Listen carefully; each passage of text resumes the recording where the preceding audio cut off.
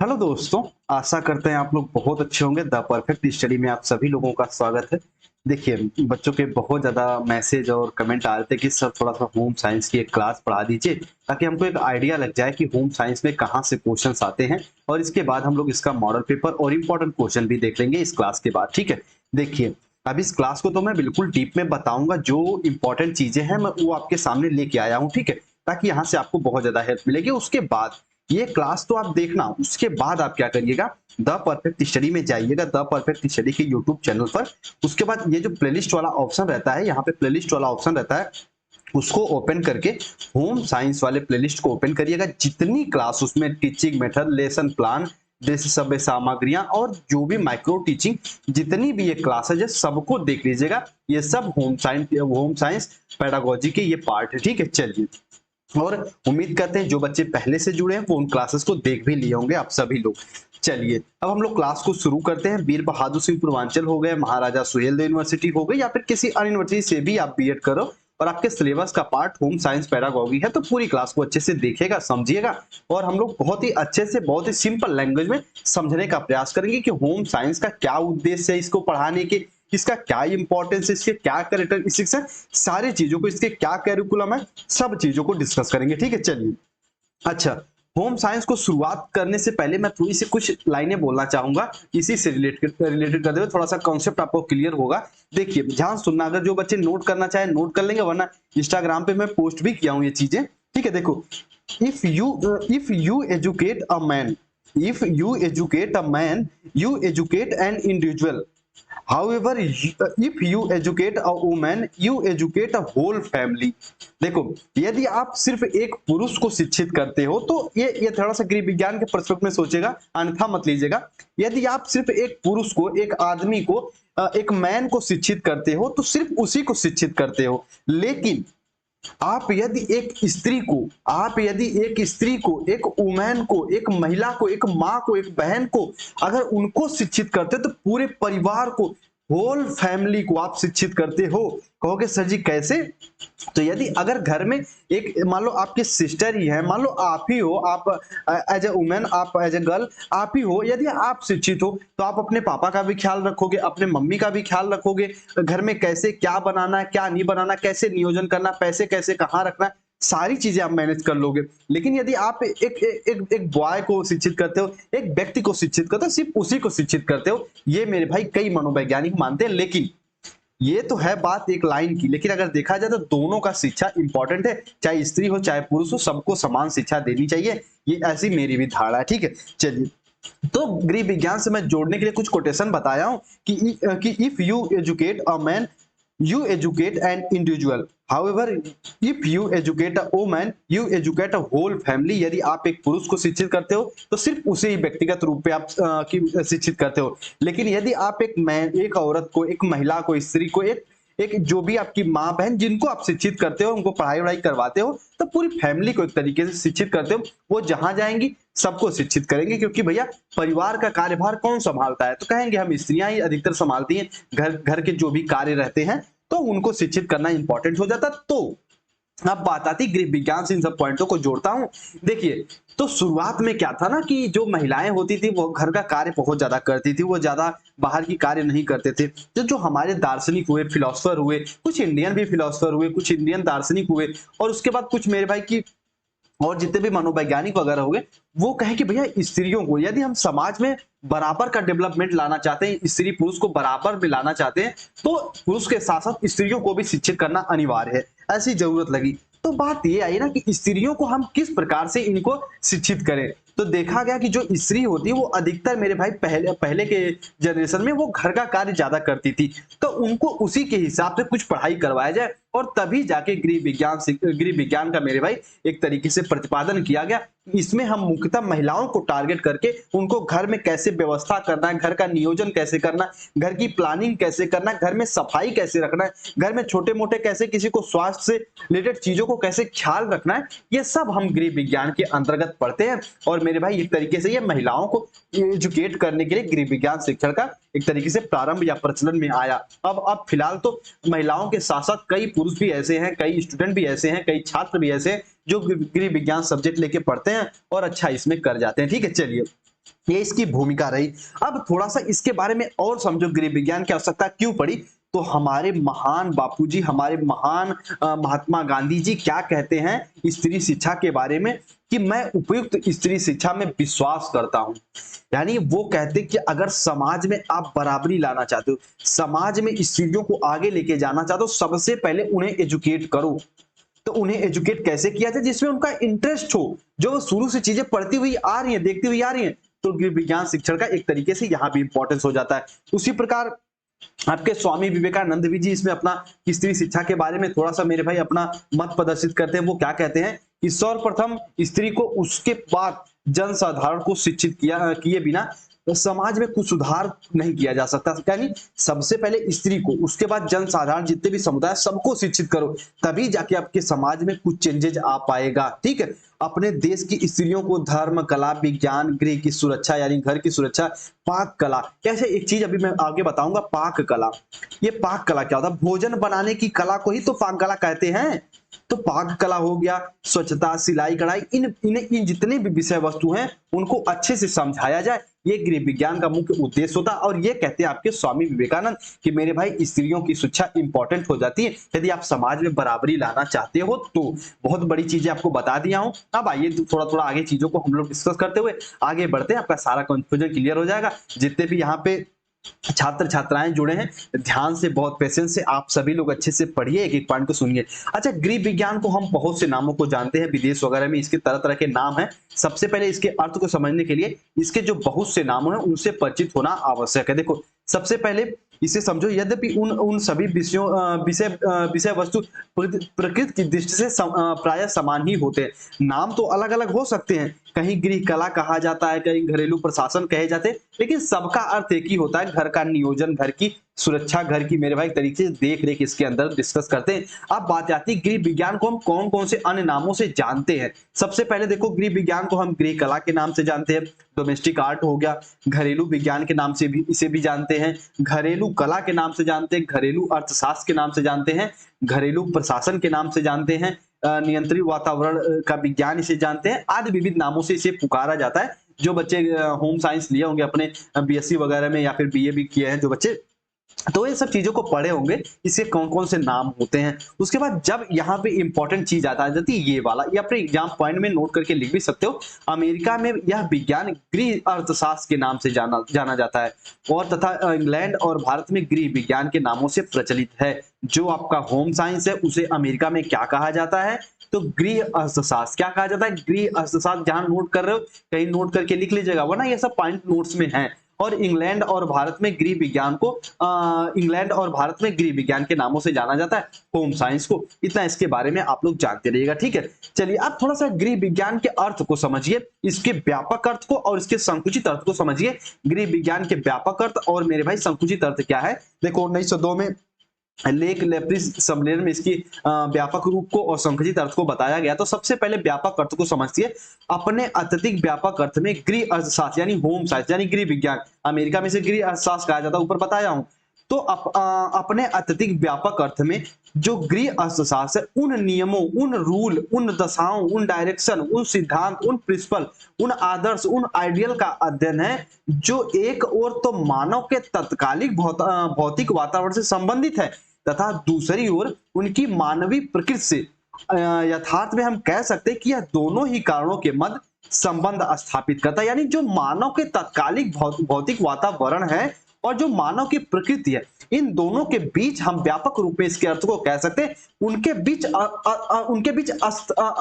एक तरीके से संबंध स्थापित करता है। और जो संबंध स्थापित करने का जो हम अध्ययन करते हैं उसे ही मेरे भाई गृह अर्थशास्त्र या फिर होम साइंस कहते हैं। व्यापक अर्थों में इसकी ये डिफिनेशन हो जाएगी। अब संकुचित अर्थों में भी समझ लीजिए, संकुचित अर्थों में इसकी क्या डिफिनेशन होगी, इसको भी आप लोग समझ लीजिए, वेरी वेरी इंपॉर्टेंट है। संकुचित अर्थों में गृह कार्य, पाक क्रिया यानी जो भोजन बनाने की क्रिया है, पाक क्रिया को आप लिख सकते हो, पाक क्रिया को आप लिख सकते हो। क्या लिख सकते हो कि आप सभी लोग लिख सकते हो भोजन की क्रिया, यानी कि जो भोजन बनाने की क्रिया, जो भोजन बनाने की क्रिया होती है वही तो है पाक क्रिया। तो संकुचित अर्थ में गृह कार्य यानी घर के जो कार्य होते हैं, जो घरेलू कार्य होते हैं, और जो पाक क्रिया, भोजन वोजन बनाने की जो क्रिया होती है आदि का व्यवहारिक समस्याओं के विशिष्ट संदर्भ में आधारित विज्ञानों का अध्ययन है। यानी घर के जितने कार्य हैं, पाक क्रियाएं जितने हो गए, और व्यवहारिक समस्याओं के बारे में जो भी आप अध्ययन करते हो वो होम साइंस के अंतर्गत अध्ययन करते हो, वो एक तरीके से गृह विज्ञान के, गृह अर्थशास्त्र के अंतर्गत इसका अध्ययन करते हैं आप सभी। अब उम्मीद करते इतना समझे होंगे। अब थोड़ा सा मैं अपने लैंग्वेज में एक बात तोड़ के बताना चाहूंगा, गृह विज्ञान क्या होता है इसको यहां से समझिए। देखो ये इसके नामों से गृह विज्ञान का पूरा कॉन्सेप्ट क्लियर हो जाएगा। अगर पूछे भैया गृह विज्ञान क्या है, तो गृह विज्ञान वो होता है जिसमें घरेलू क्रियाकलाप होते हैं, घर के सारे कार्य जिसमें संपन्न होते हैं, उस प्रकार की साइंस, घरेलू कला, घरेलू अर्थशास्त्र, घर के कैसे हम पैसे का नियोजन कैसे करना, कहाँ पे पैसे खर्च करना, कहाँ पे नहीं करना, ये सब घरेलू अर्थशास्त्र, गृह होम साइंस के अंतर्गत डिस्कस करते हैं हम लोग। घरेलू प्रशासन, घर का प्रशासन कैसे चलाना है, इस प्रकार से ये सारी चीजों को हम होम साइंस के अंदर डिस्कस करते हैं। और अमेरिका में इसे गृह अर्थशास्त्र, और भारत में और हमारे ब्रिटेन इंग्लैंड में से गृह विज्ञान के नामों से जानते हैं, जो आपका होम साइंस है। अब उम्मीद करते हैं इतना समझोगे। अब थोड़ा सा आगे हम लोग चलते हैं, थोड़ी सी आगे इंपॉर्टेंट चीजें मेरे भाई और आती हैं, फिर इसे और अच्छे से समझिए। देखो ध्यान समझना, अब इसे थोड़ा सा आगे समझिए। जब देखो इसके व्यापक और संकुचित अर्थों को तो बता दिया गया, लेकिन उसके मेरे भाई 10 वर्ष बाद यानी 1912 में अमेरिका में स्थापित अमेरिकन गृह अर्थशास्त्र एसोसिएशन ने इस विषय की परिभाषा प्रस्तुत करते हुए लिखा। देखो इसके संकुचित अर्थ और व्यापक अर्थों को तो मेरे भाई 1902 में बता ही दिया गया था, प्लेसिड सम्मेलन में, कि बता दिया गया था इसका व्यापक अर्थ क्या होता है, जो हम मानव के संबंधों के और जो हमारी उनकी प्रकृति होती है उनके बीच हम जो अध्ययन करते हैं वो तो होम साइंस होता है। संकुचित अर्थों में 1902 में बता दिया गया था कि जो गृह कार्य होते हैं, जो पाक क्रियाएं होती है, जो व्यवहारिक समस्याएं होती हैं, उनके बारे में जो हम अध्ययन करते हैं वो होम साइंस के अंतर्गत अध्ययन करते हैं, वो होम साइंस के अंतर्गत अध्ययन करते हैं। ठीक है, ये तो बता दिया गया था। लेकिन 10 वर्ष बाद अमेरिका में स्थापित किया गया 1912 में अमेरिकन गृह अर्थशास्त्र एसोसिएशन ने इसके बारे में क्या लिखा था, यहां से ये डिफिनेशन इंपॉर्टेंट हो जाती है, इसको आप अच्छे से समझ लीजिएगा। यह निर्देशन का विशिष्ट विषय है जिसमें घर में परिवार द्वारा, व्यक्तियों के अन्य समूह द्वारा भोजन, वस्त्र, आवास के चुनाव, तैयारी, प्रयोग से संबंधित आर्थिक, स्वच्छता तथा कलात्मक पक्षों का समावेश होता है। बहुत ही प्यारी डिफिनेशन है, इसको अगर कहीं नोट कर रहे हो आप सभी बच्चे तो नोट करके लिख लीजिए कि 1912 में अमेरिका में स्थापित अमेरिकन गृह अर्थशास्त्र में क्या बताया गया था इसके बारे में, कि यह एक निर्देशन का विशिष्ट विषय है जिसमें घर में परिवार द्वारा, व्यक्तियों के अन्य समूहों द्वारा भोजन, वस्त्र, आवास के चुनाव की कहां क्या कैसे रहना है, तैयारी, प्रयोग से संबंधित आर्थिक, स्वच्छता तथा कलात्मक पक्षों का समावेश होता है।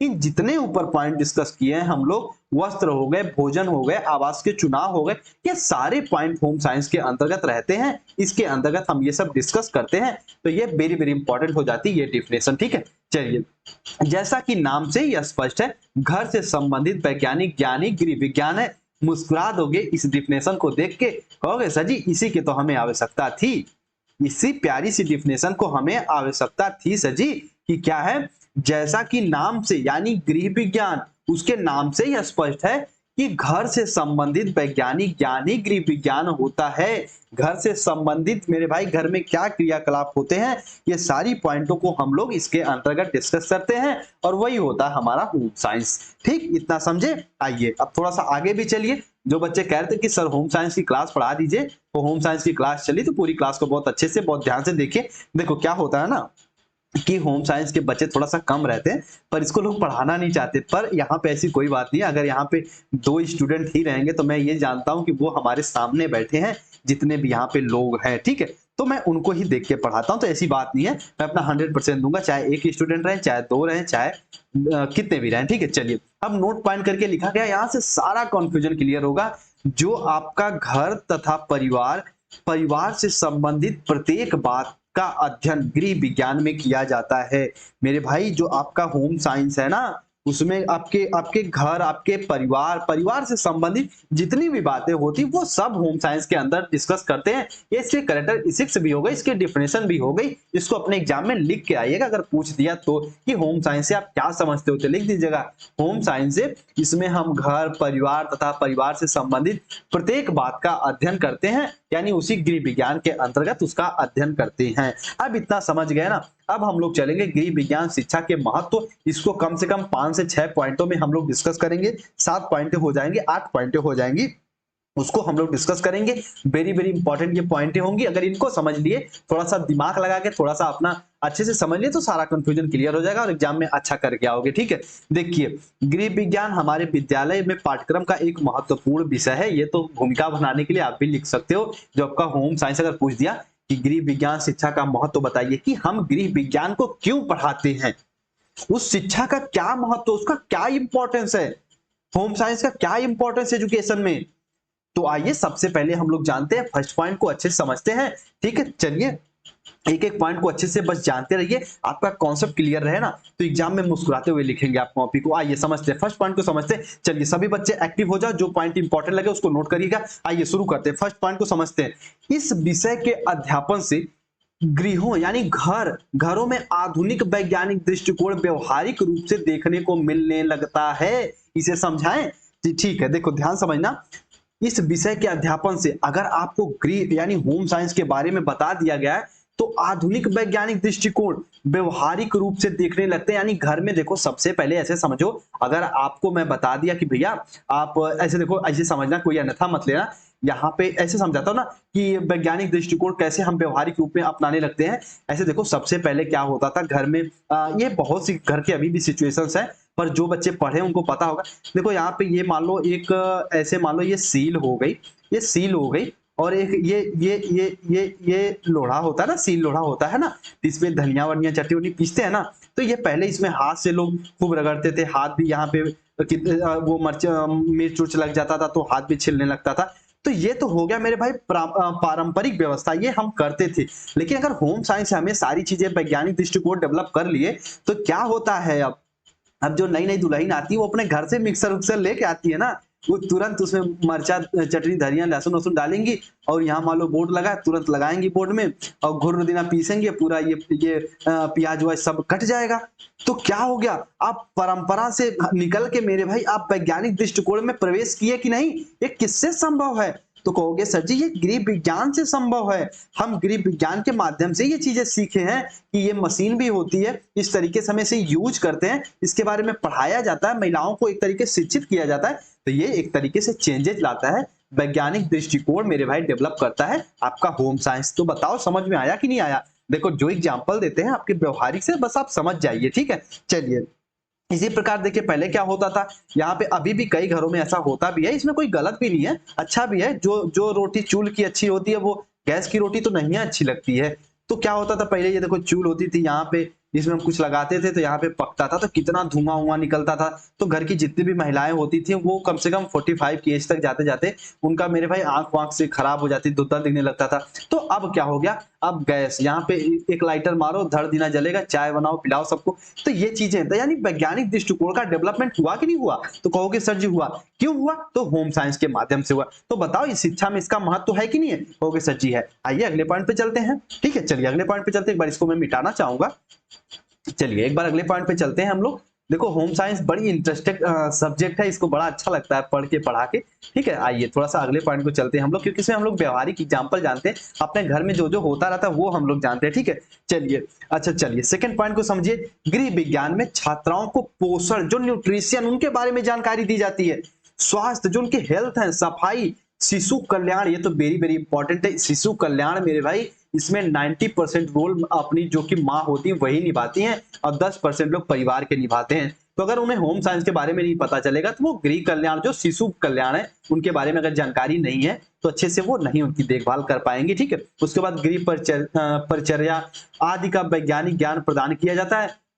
इससे उनके उपयोगी ज्ञान में वृद्धि तथा वे अपने उत्तरदायित्व को अच्छे से पूरा करने लगती हैं। उनको पोषण के बारे में बताया जाता है। जो भी छात्र होते हैं, जो छात्राएं होती, देखो अब अभी यहाँ पे एक बात आती है ना कि गृह विज्ञान में अधिकतर हम लोग छात्राओं को लेके ही चलते हैं।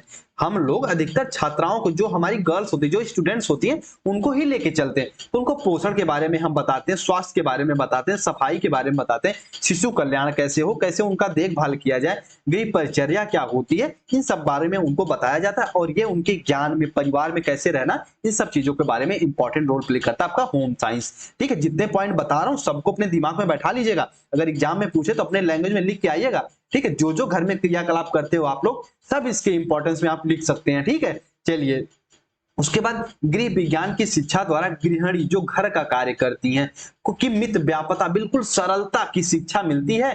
पोषण विज्ञान के ज्ञान के अभाव में जिन खाद्य वस्तुओं के कुछ भाग को अनुपयोगी एवं व्यर्थ व्यर्थ समझा जाता है, उनका अधिकतम उपयोग करके धन की बचत की जा सकती है। इसे ऐसे समझ लीजिए, कुछ खाद्य पदार्थ के कुछ भाग अनुपयोगी लगते हैं। जैसे अभी ऐसे समझिए, ऐसे इसको समझिए, देखो क्या होता था। अभी ऐसे जो जो चावल होते, जो नए नए चावल होते हैं, जब उनको बनाइए तो वो माड़ निकलता है, तो वो माड़ भी बहुत ज्यादा उपयोगी होते हैं। तो जो अगर इसके बारे में नहीं जानते वो फेंक देते हैं, पर जो लोग इनके बारे में जानकारी, उसमें नमक डाल के खा जाते हैं, वो आपको बहुत ज्यादा फायदा करता है। तो बताओ, ये गृह विज्ञान में अगर ये सब चीजों को बताया जाएगा तो इसकी बचत होगी कि नहीं होगी। अब सब्जी बनाने जा रहे हो तो सबसे पहले ये मान लो ये आलू है, ये मान लो प्यारा सा अपना आलू है। ठीक है, ये आलू है। अब आलू को आप पूरा इसका बोकला उधेड़ दिए, अब उसके बाद इसको धो दिए, तो ये तो गलत है ना। सबसे पहले आप आलू को धो के लाओ, फिर छीलो, तब क्या होगा, उसका जो भी उसमें पोषण, जो भी न्यूट्रिएंट्स है वो आपको लगेंगे, उनका यूज आप कर पाओगे। तो ये बात होती है। तो इससे हम लोग, ये मेरे भाई पोषण विज्ञान के बारे में भी जानकारी मिलती है गृह विज्ञान से। तो थर्ड पॉइंट को भी जानते रहिएगा। ठीक है, चलिए उसके बाद फोर्थ पॉइंट को समझिए, ये भी वेरी वेरी इंपॉर्टेंट है। छात्रों में आदर्श गृहिणी के गुण का समावेश करने की दृष्टि से यह विषय नितांत आवश्यक है, यानी एक तरीके से प्रचंड आवश्यक है। एक तरीके से प्रचंड आवश्यक है, एक तरीके से हम कह सकते हैं बहुत ही आवश्यक है कि छात्रों में घर के गुणों का, जो घर की जो महिलाएं होती हैं, एक अच्छी महिलाएं जो होती हैं, घर का सबका सम्मान करें, सबको अच्छे अच्छे मतलब सबको अच्छे से बातचीत करें, तो उन सबको डेवलपमेंट करने के लिए home science very very important हो जाता है। तो ये भी इंपॉर्टेंट है, इसको भी जानते रहिएगा। अब जो नोट पॉइंट करके लिखा गया यहां से यहां तक, इसको समझाने का प्रयास करेंगे हम लोग और समझने का प्रयास करेंगे, और सारी पॉइंट को यहाँ पे डिस्कस करने का प्रयास करूंगा। आज के जो स्त्री, जो महिलाएं हैं, उनका कार्य क्षेत्र विस्तृत होता जा रहा है। उसे गृह के अतिरिक्त उन अनेक सामाजिक कार्य करने पड़ रहे हैं, परंतु यदि वह गृह के कार्य की उपेक्षा करने लगे तो समाज की जो श्रृंखला होती है वो एक तरीके से निर्बल, एक तरीके जो श्रृंखला बिगड़ जाएगी।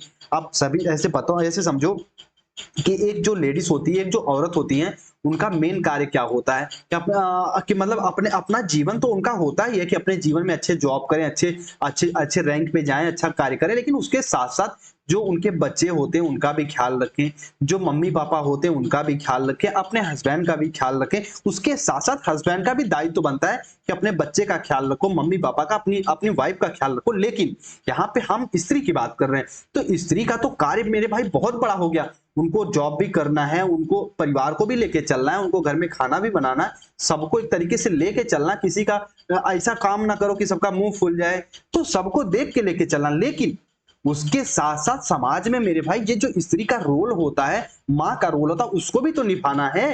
तो ये अगर हमें उसमें उन्हें गृह अर्थशास्त्र यानी कि जो आपका होम साइंस का नॉलेज नहीं देंगे, तो ये जो श्रृंखला है, जो जो एक तरीके से कि माँ है अपने बेटे का ख्याल रखेंगी, फिर परिवार का ख्याल रखेंगी, जॉब वगैरह करेंगी, ये जो जितनी श्रृंखला वो बिगड़ जाएगी। तो होम साइंस का भी मेरे भाई एक तरीके से ज्ञान कराना आवश्यक है।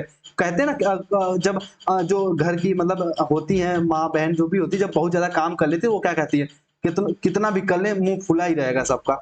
तो होता है, लेकिन फिर भी वो सबको सिमेट के लेके चलती हैं, ये अपने आप में बहुत बड़ी बात है। ठीक है, जितना वो मेहनत करती है उतना वो लोग नहीं करते। देखो ध्यान समझना कि बहुधा लोगों में, यानी बहुत से लोगों में यह कहते हुए सुना होगा कि पढ़ी लिखी स्त्रियां गृह की कार्य उपेक्षा या फिर घृणा की दृष्टि से देखती हैं। जो बहुत ज्यादा पढ़ लिख लेती हैं वो घर का कार्य नहीं करना चाहती, परंतु छात्रों को प्रारंभ में ही गृह विज्ञान की व्यवस्था, सैद्धांतिक ज्ञान दिया जाए तो इन कार्यों में रुचि व लगन के साथ वो करने लगती। कुछ औरतें ऐसा भी होती हैं, वो जॉब भी करती हैं, पढ़ाई भी करती हैं। देखो अभी भी आप में से भी कितनी लोग होंगी कि क्या होगा कि मान लो कि अभी आप बीएड कर रहे हो, उसके साथ साथ क्लास भी देखते हो, खाना भी बनाते हो, पढ़ते हो, उसके बाद घर के सबका ख्याल भी रखते हो। तो एक तरीके से ये आपका अच्छा गुण है।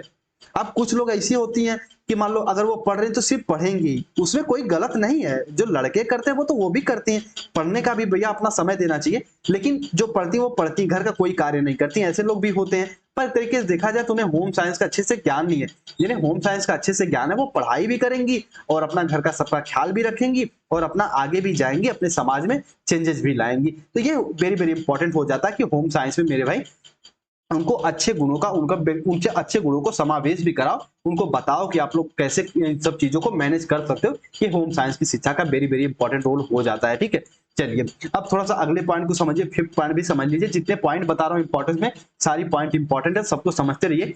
गृह विज्ञान शिक्षा का महत्व सौंदर्यात्मक प्रवृत्ति के विकास की दृष्टि से भी अत्यधिक इंपॉर्टेंट है। छात्रों को प्रारंभ में ही सुंदर ढंग से रहना, विभिन्न प्रकार के आहार तैयार करना, होली दीपावली आती है कैसे गुजिया जिया बनाते हैं, चिप्स वगैरह छानते हैं, पकौड़ी टिकिया के छानते हैं, को परोसने का भी ज्ञान देना चाहिए। अब ऐसा नहीं कि देखो यहाँ पे ये समझो आप आहार तो बहुत अच्छा तैयार कर लिए लेकिन आपको परोसने का ज्ञान नहीं है, मतलब ये थाली है और इस थाली में मेरे भाई यहाँ पे आप यहाँ पे चावल रख दिए, वही बगलिया में उसमें गड्ढा करके दाल डाल दिए, वही पे चावल, वही पे रोटी रख दिए और वही सब्जी डाल दी, तो ये अच्छा नहीं है। आप एक थाली है उसमें एक कटोरी में यहाँ पे चावल रखिए, यहाँ पे दाल रखिए, एक अलग से प्लेट में आप रोटी रखिए और यहाँ पे जो आपकी सब्जी है उसको रख दीजिए, यहाँ पे अचार वचार। तो ये परोसने का तरीका भी होना चाहिए। कहोगे सर जी आपको कैसे पता है? तो भैया मम्मी घर में परोसती तो हम लोग भी तो वो देखते हैं ना, तो परोसने का भी हमें ज्ञान होना चाहिए और ये तभी होगा होम साइंस से। तो ये भी वेरी वेरी इंपॉर्टेंट हो जाता है, इसको भी अच्छे से तैयार कर लीजिएगा, इसको भी जानते रहिएगा। और जो हमारी जो स्त्री होती, जो महिलाएं होती, जो माँ बहनें होती हैं, उनको सिलाई कढ़ाई बुनाई भी सिखाई जानी बहुत ही आवश्यक है। देखो क्या होता था ना कि पहले तो अब देखो एक शादी का ट्रेंड बदल गया। अब लोग पूछते लड़की क्या कर रही है तो कहेंगे भैया लड़की हमारी बीएड कर रही है, लड़की हमारी बीटीसी कर रही है। पहले लोग पूछते थे कि लड़की कुछ सिलाई उलाई सीखी है तो कहते हाँ सीख लेती है, अपना तो कार्य कर ही लेती है, जो भी उनका भी रहता है कि वो सी वो लेती है। तो उनको सिलाई कढ़ाई का भी ज्ञान होना चाहिए, उनको बुनाई मतलब जो भी स्वेटर उटर, अब तो मतलब रेडीमेड आ गया, पहले क्या होता चांद के पार ऊन आता था, उसके बाद पता नहीं कौन कौन सा ऊन आता था। तो हम भी 9th 9th क्लास में थे तो मम्मी एक स्वेटर बनाई थी चांद के पार वाला, उसको पहन के जाया करते थे, तो तभी से याद है। तो उसको सिलाई कढ़ाई बुनाई का भी ज्ञान कराना चाहिए। घर को सजाने, फर्नीचर को कलात्मक ढंग से रखने के लिए, रसोई घर की सुव्यवस्था अच्छे से, घर में कैसे मेरे भाई एक तरीके से अच्छा वातावरण का निर्माण कर सके, इसका गृह के प्रत्येक सदस्य पर स्वस्थ प्रभाव पड़ता है। यानी ये भी इंपॉर्टेंट पॉइंट हो जाती है कि उनको घर में किस तरीके से नियोजन करना है, उसके साथ साथ उनको कोई कौशल सिखाओ ताकि वो कोई कार्य कर सके। आज की बहुत सी ऐसे औरतें महिलाएं हैं जो अपना सिलाई गुड़ाई कर करके मेरे भाई एक अच्छी खासी पेमेंट उठा रही हैं, अच्छे खासे वो पैसे कमा रही हैं अपने सिलाई कर करके, ब्यूटी पार्लर चला करके। तो होम साइंस में सारी बातों को बताओ, उनको घर को कैसे सजाना है सारी बातें बताइए आप लोग, ठीक है। तो ये भी इंपॉर्टेंट हो जाता है, ये भी समाज का हिस्सा ही है। अब उसके बाद ये देखो छूत, यानी जो छुआछूत होता है, सामान्य बीमारियों के बारे में के संबंध में छात्रों को ज्ञान की जानकारी दे दो कि जो सामान्य जैसे बुखार हो गया, कटे जलने पर या फिर कोई छोटी मोटी दुर्घटना हो गई तो उनके बारे में छोटी छोटी जानकारी दो कि घर में वो रहती सबका ख्याल रख पाए। इनका ज्ञान अगर उन्हें दोगे तो वो रोगियों की उपयुक्त सेवा और मेरे भाई एक तरीके से अच्छे से कर सकती हैं, भली प्रकार कर सकती हैं। वो रोगियों की सेवा, जितने भी मरीज वगैरह हैं उनकी सेवा अच्छे से कर सकती हैं। तो ये भी इसका इंपॉर्टेंट रोल हो जाता है कि उनको छोटी मोटी बीमारियों के बारे में जानकारी भी दो होम साइंस के अंतर्गत, जब आप ये शिक्षा का मुख्य उद्देश्य होता है। उसके बाद अगला पॉइंट ये भी इंपॉर्टेंट है। देखो स्त्री जो होती है भावी पीढ़ी की निर्मात्री होती है, जो हमारी पीढ़ी आने वाली है। अभी कहते हैं ना, एक मान लो एक यहाँ पे मान लो ये यहाँ पे कोई एक छोटा सा बेबी पैदा हुआ, एक छोटा सा कोई बच्चा पैदा हुआ, अगर माँ उसका ख्याल ना रखे ना तो भैया क्या बताओ उनका विकास हो पाएगा? नहीं हो पाएगा। तो वो भावी यानी ये जो बड़ा होके मान लो डॉक्टर, इंजीनियर, मास्टर, अध्यापक जो भी बनने वाले हैं, लेकिन उसका शुरू में ख्याल कौन रखता है? तो मम्मी ही तो रखती हैं। तो भैया ये जो भावी पीढ़ी का एक तरीके से निर्मात्री, उनको डेवलपमेंट करवाती हैं। शिशु के पालन पोषण का उत्तरदायित्व भी उसी का होता, माँ का ही होता है। तो इंपॉर्टेंट ये हो जाता है, तुमको गृह शिक्षा, गृह विज्ञान के बारे में बताइए कि आप कैसे बच्चों का पालन पोषण कर सकते हो, उन्हें कब कौन सा आहार दे सकते हो, ये भी इंपॉर्टेंट हो जाता है, वेरी वेरी इंपॉर्टेंट है। आप थोड़ा सा इसे नोट करना भूल गए, पर नोट करके इसे लिख लीजिएगा। बस जानते रहिएगा कि जो प्रारंभ में बालकों का विकास जिस प्रकार होगा उसी प्रकार उसके भावी विकास का क्रम निर्धारित करता है। जो गृहिणी होती हैं को शिशु पालन पोषण कौशल जितने भी संबंधी ज्ञान होते हैं भली प्रकार से परिचय कराना चाहिए कि जो भी पालन पोषण संबंधी जितने भी सैद्धांतिक और व्यवहारिक ज्ञान है उनको बताइए कि बच्चों को कैसे लेना, कैसे उनको बताना है, कैसे उनको पढ़ाना है। इन सब चीजों के बारे में गृह विज्ञान के साइंस के अंतर्गत, होम साइंस के अंतर्गत डिस्कस किया जाता है। ठीक है, चलिए, और ये जितने भी ज्ञान होते हैं इसके अंतर्गत पर्याप्त ज्ञान दिया जाता है होम साइंस के अंतर्गत। अब देखो, बालक का जैसा विकास जिस प्रकार का होगा, जिस प्रकार का बालक का विकास प्रारंभ में होगा उसी प्रकार उसके भावी विकास का क्रम निर्धारित करता है। ये लोग हम फर्स्ट सेमेस्टर में भी पढ़े थे।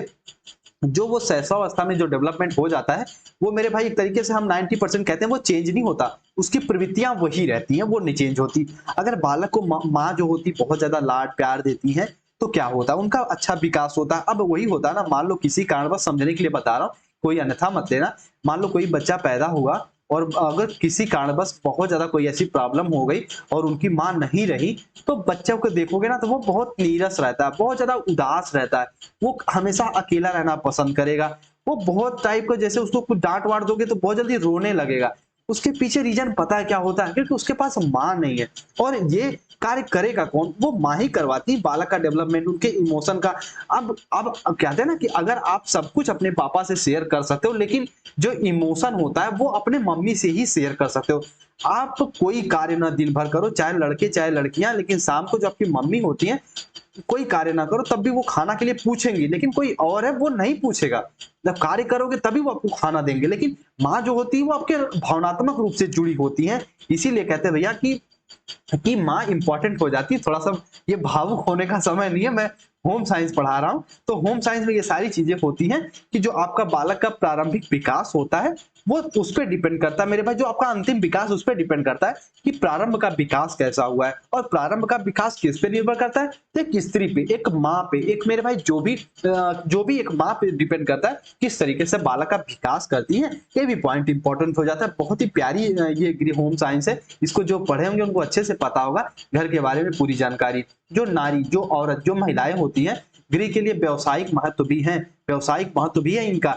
विषय का पर्याप्त ज्ञान कराने के विभिन्न प्रकार के व्यवसाय को अपना सकती हैं। देखो ध्यान समझना, आप घर की व्यवस्था भी कर सकते हो, विभिन्न प्रकार के व्यवसाय अपना सकती हैं। आप घर की व्यवस्था भी कर सकते हो, सिलाई कढ़ाई भी कर सकते हो, ब्यूटी पार्लर भी चला सकते हो, लोगों को कुछ ना कुछ मेरे भाई एक तरीके से होम ट्यूशन भी दे सकते हो।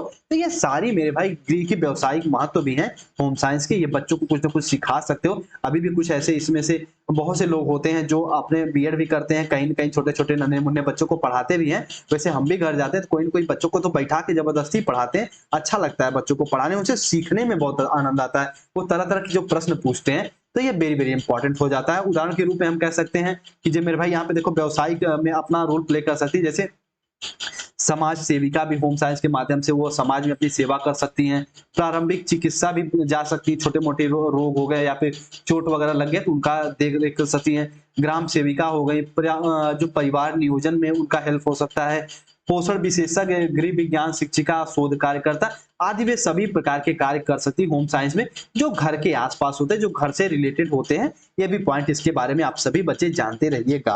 अब जितने पॉइंट को इसके महत्व के बारे में डिस्कस कर दिए, बस आपका कॉन्सेप्ट क्लियर करना चाहते हैं कि होम साइंस का आखिर महत्व क्या होता है। तो अगर एक शब्दों में इसके महत्व के बारे में कहें, थोड़ा सा मैं इसको इरेज करना चाहूंगा सारी पॉइंटों को, ठीक है। एक बार इसको इरेज करना चाहेंगे हम, फिर आपको बताते हैं। देखो होम साइंस का महत्व हम लोग पढ़ रहे हैं ना, तो इसको अभी एक ऐसा शब्द बता दूंगा, आपका सारा कंफ्यूजन क्लियर हो जाएगा। कहोगे हाँ सर जी बता दीजिए। इसका जो इंपॉर्टेंस होता है, इसका जो इंपॉर्टेंस होता है, आप जब लिखते समय पॉइंट बनाइएगा ना, तो जितने पॉइंट मैं बताया हूं वो तो सही है कि आधुनिक वैज्ञानिक दृष्टिकोण की तरफ हम बढ़ते हैं होम साइंस के माध्यम से, उसके बाद घर का नियोजन करते हैं, प्लानिंग करते हैं, व्यवसायिक में इसका महत्व, ये सारी पॉइंटों को लिखिएगा। उसके साथ साथ आप एक घर में किस तरीके से अपना जीवन व्यतीत कर रहे हो, कौन कौन से आप कार्य करते हो, कैसे आधुनिक कार्य करते हो, पहले कैसा कार्य होता था, अब उसमें क्या चेंजेज आए हैं घर में, वो सारी पॉइंटों को आप होम साइंस महत्व के अंतर्गत लिख सकते हैं। अच्छे नंबर मिलेंगे, ठीक है। चलिए इतना समझिए ना। अब थोड़ा सा आइए आगे समझते हैं, बस थोड़ा थोड़े पॉइंट को आप समझते रहिए। भारत में जो गृह विज्ञान शिक्षा, तो सबसे पहले इसके बारे में कुछ यहाँ पे मेरे भाई इंपॉर्टेंट है, इसको नोट कर लीजिएगा। जो गृह विज्ञान शिक्षा कब प्रारंभ हुआ, तो उसके पहले गृह विज्ञान शिक्षा का प्रारंभ कहने का मतलब है स्त्रियों को कब से शिक्षा हम देने के बारे में सोचते हैं। तो देखो, भारत में उड के घोषणा पत्र, तत्पश्चात हंटर कमीशन की सिफारिशों तथा सामाजिक पुनर्जागरण के फलस्वरूप 20वीं शताब्दी के प्रारंभ में बालिका शिक्षा की ओर ध्यान जाने लगा तथा अनेक बालिका विद्यालय खोले गए। और जब बालिका विद्यालय खोले जाएंगे तो गृह विज्ञान शिक्षा तो पढ़ाई जाएगा। तो ये इंपॉर्टेंट हो जाता है वुड के घोषणा पत्र और हंटर कमीशन के माध्यम से मेरे भाई की बालिका शिक्षा की, जो भी गर्ल्स एजुकेशन के बारे में ज्यादा ध्यान जाने लगा। ठीक है, चलिए इनके पाठ्यक्रम में अन्य औपचारिक विषयों के साथ साथ सिलाई, कढ़ाई, बुनाई, पाक कला, भोजन बनाने की कला को भी स्थान दिया जाने लगा और इन्हीं सबको मिलाने के साथ गृह विज्ञान का निर्माण हुआ भारत में। कि बच्चों को अगर सिलाई के बारे में सिखाओगे, कढ़ाई के बारे में सिखाओगे, बुनाई के बारे में, पाक कला को सिखाने लगोगे, तो वो मेरे भाई क्या होगा, वो होम साइंस का पार्ट हो जाता है। इसी तरीके से भारत में इसका विकास होता है। अब थोड़ा सा आगे इसको समझते रहिए, कुछ डेट आपको बताने जा रहा हूं, ये इंपॉर्टेंट है। भारत में गृह विज्ञान शिक्षण की दृष्टि से पंजाब अग्रणी रहा है। जो आपका पंजाब मेरे भाई स्टेट है, वो गृह विज्ञान, वो उसमें ज्यादा से ज्यादा वहां के जो लोग हैं वो होम साइंस में ज्यादा रुचि लेते हैं। यहाँ सन 1928 में शासकीय विद्यालय हेतु शिक्षिकाएं प्रशिक्षित की गई। इसी प्रदेश में सन 1936 में 1936 में इस विषय को मिडिल स्कूलों में बालिकाओं हेतु अनिवार्य कर दिया गया। जो मिडिल स्कूल है 1936 में वो ये बताया गया कि जितने भी मिडिल स्कूल है उसमें होम साइंस को पढ़ाया ही जाएगा, अनिवार्य विषय के रूप में बता दिया गया। उसके बाद इसे ऐच्छिक बना दिया गया, आप अपने इच्छा अनुसार इसे ले सकते हो। तत्पश्चात जो मैट्रिकुलेशन की परीक्षाएं हेतु यानी 10th वगैरह की, इसमें ऐच्छिक विषय बना दिया गया कि मेरे भाई आप अपनी इच्छा अनुसार होम साइंस को डिस्कस कर सकते हो, लेकिन मिडिल स्कूलों तक होम साइंस को अनिवार्य कर दिया गया। जो आपकी होम साइंस है इसको अनिवार्य कर दिया गया मेरे भाई 1936 में मिडिल स्कूलों के लिए। ठीक है, चलो, और उसके बाद इसमें ऐच्छिक विषय का स्थान प्रदान किया, जिसमें छात्रों को खाना बनाने, इसे मेरे भाई खाना बनाने को आप कह सकते हो पाक क्रिया भी कह सकते हो। उसके बाद की वस्तुओं की सिलाई, धुलाई, प्राथमिक चिकित्सा, गृह परिचर्या का शिक्षा दिया जाने लगा। ये तो मेरे भाई भारत में होम साइंस का विकास हो गया। इसमें सबसे पहले ये इसमें से शुरुआत कब की गई, तो ये 1928 में की गई, जब इसके लिए एक तरीके से कि जो भी छात्राध्यापिकाएं हैं उनको प्रशिक्षित किया जाने लगा कि आप होम साइंस को पढ़ाओगी। ठीक है, चलिए आप थोड़ा सा इसे आगे भी जानते रहो। धीरे धीरे भारत में सभी राज्यों में गृह विज्ञान शिक्षा का जो कि इसका पाठ्यक्रम है वो अधिक अंग बनता गया। हमारे जो भी सिलेबस वगैरह है इसमें होम साइंस को एक प्रमुख स्थान दिया गया कि अब होम साइंस को भी पढ़ाएंगे। अब जो अपना प्यारा आ जाता है यूपी यानी उत्तर प्रदेश आ जाता है। इसमें 1955 में हाई स्कूल की परीक्षा में छात्राओं के लिए एक अनिवार्य विषय का स्तर गृह विज्ञान शिक्षा को प्रदान किया गया। यहाँ पर अब होम साइंस को भी अपने मेरे भाई कि 10th की क्लासेज में ज्वाइन कर सकते हो, ले सकते हो, पढ़ सकते हो, एग्जाम दे सकते हो। तो ये 1955 में, ठीक है, 1955 में। चलिए, उसके बाद माध्यमिक शिक्षा आयोग की सिफारिशों के परिणाम स्वरूप माध्यमिक स्तर पर इस विषय को विशेष महत्व दिया गया। जो आपका ये मुलादियर आयोग वगैरह आया था उसमें भी होम साइंस को इंपॉर्टेंट माना गया कि भैया होम साइंस को क्लास में पढ़ाया जाना चाहिए। ठीक है, चलिए इतना इसके बारे में बस थोड़ा थोड़ा जानते रहिएगा। जो ऊपर बताना था बता दिए इसकी इंपॉर्टेंस वगैरह के बारे में। अब थोड़ा सा अगले पॉइंट को समझिए। नोट पॉइंट में गृह विज्ञान जो होता है, गृह विज्ञान विषय के अध्ययन या फिर अध्यापन तथा शोध के क्षेत्र में विकास की दृष्टि से अखिल भारतीय गृह विज्ञान संघ का अभूतपूर्व योगदान रहा है। उसके डेवलपमेंट में, होम साइंस के डेवलपमेंट में जो अखिल भारतीय गृह विज्ञान संघ है, जो एसोसिएशन है, जो ऑर्गेनाइजेशन है, उसका इंपॉर्टेंट रोल रहा है इसको मेरे भाई डेवलपमेंट करने में। ठीक है, अच्छा, इसकी स्थापना कब की गई, तो 1957 में इसकी स्थापना की गई थी। तभी से यह संघ अपने प्रति 2 वर्षों बाद होने वाले सम्मेलनों में गृह विज्ञान शिक्षण के विभिन्न क्षेत्रों के पक्षों पर विचार विमर्श कर उसे उपयोगी एवं सुझाव देकर विषय के विकास में मेरे भाई एक तरीके से सहायता प्रदान करता है, जो आपका अखिल भारतीय गृह विज्ञान संघ है। उम्मीद करते हैं ये सारी पॉइंटों को बस थोड़ा सा जानते रहने की आवश्यकता है कि जो अखिल भारतीय विज्ञान संघ की स्थापना, गृह विज्ञान संघ की स्थापना कब हुई थी, 1900 मेरे भाई 1957 में। और इसमें हर सम्मेलन कितने वर्ष बाद होता है, तो 2 वर्ष बाद होता है। बस इसके बारे में इतना जानते रहिएगा। और 2 वर्ष बाद इसमें तरह तरह के संशोधन वगैरह होते रहते हैं कि क्या हम होम साइंस में और चेंजेस ला सकते हैं। ठीक है, चलिए अब जितने बच्चे हो बस अच्छे से पढ़ते रहिए, आप अच्छा करके आओ, बस ये मैटर करता है मेरे लिए, ठीक है। चलिए आप थोड़ा सा अगले पॉइंट को समझ लीजिए। एक गृह निर्माण में एक एक जो घर होता है, जो एक घर होता है, होम होता है, उसके निर्माण में 4 प्रमुख तत्व होते हैं। कौन कौन से तत्व होते हैं? शिल्पों का ज्ञान, व्यवस्था, सहायक कलाओं और विज्ञान का शोध, उसके बाद सामाजिक संबंध। अब आइए थोड़ा सा जानते हैं शिल्प कला का ज्ञान में क्या आएगा इसके अंतर्गत में। जो भी प्रत्येक अंग है एक घर के निर्माण में, तो शिल्प जो है मेरे भाई, इसमें पाक शास्त्र हो गया, यानी कोई आप एक तरीके से स्किल आपके अंतर्गत होनी चाहिए। पाक शास्त्र यानी भोजन बनाने की कला को ही हम पाक शास्त्र कहते हैं। चलो पाक शास्त्र को कहीं लिख लीजिए, जो बच्चे हो, यहाँ कंफ्यूज भी हो जाएंगे आप लोग, ठीक है। तो इसमें आप लिख सकते हो कि भोजन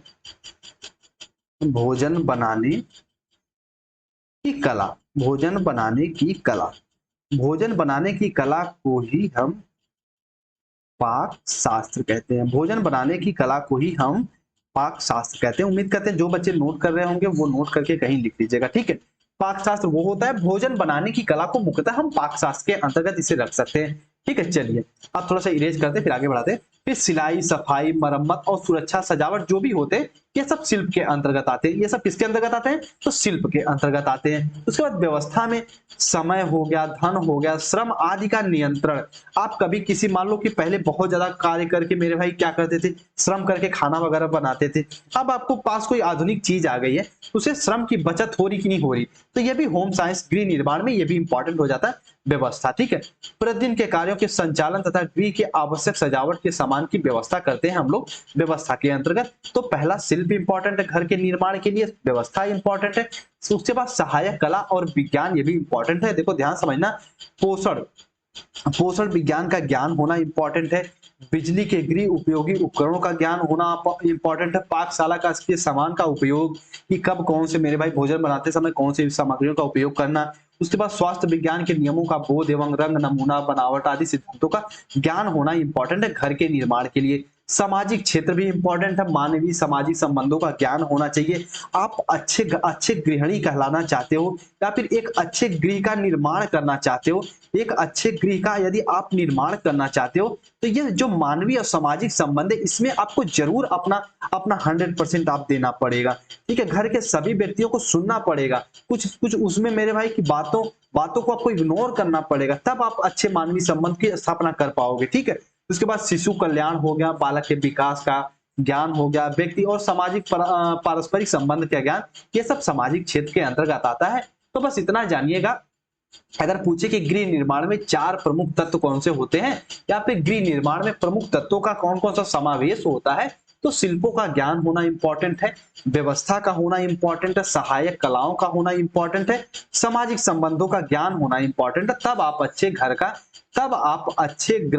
का मेरे भाई आप अच्छे घर का निर्माण कर सकते हैं, आप अच्छे घर का निर्माण कर सकते हैं। इतना इसके बारे में जानते रहिएगा, ठीक है। चलिए अब गृह विज्ञान शिक्षण के उद्देश्य, अभी इसके पहले हम लोग गृह विज्ञान शिक्षा के उद्देश्य को डिस्कस किए थे 10 पॉइंट को। इंपॉर्टेंट है ये चीजें समझना आपके लिए।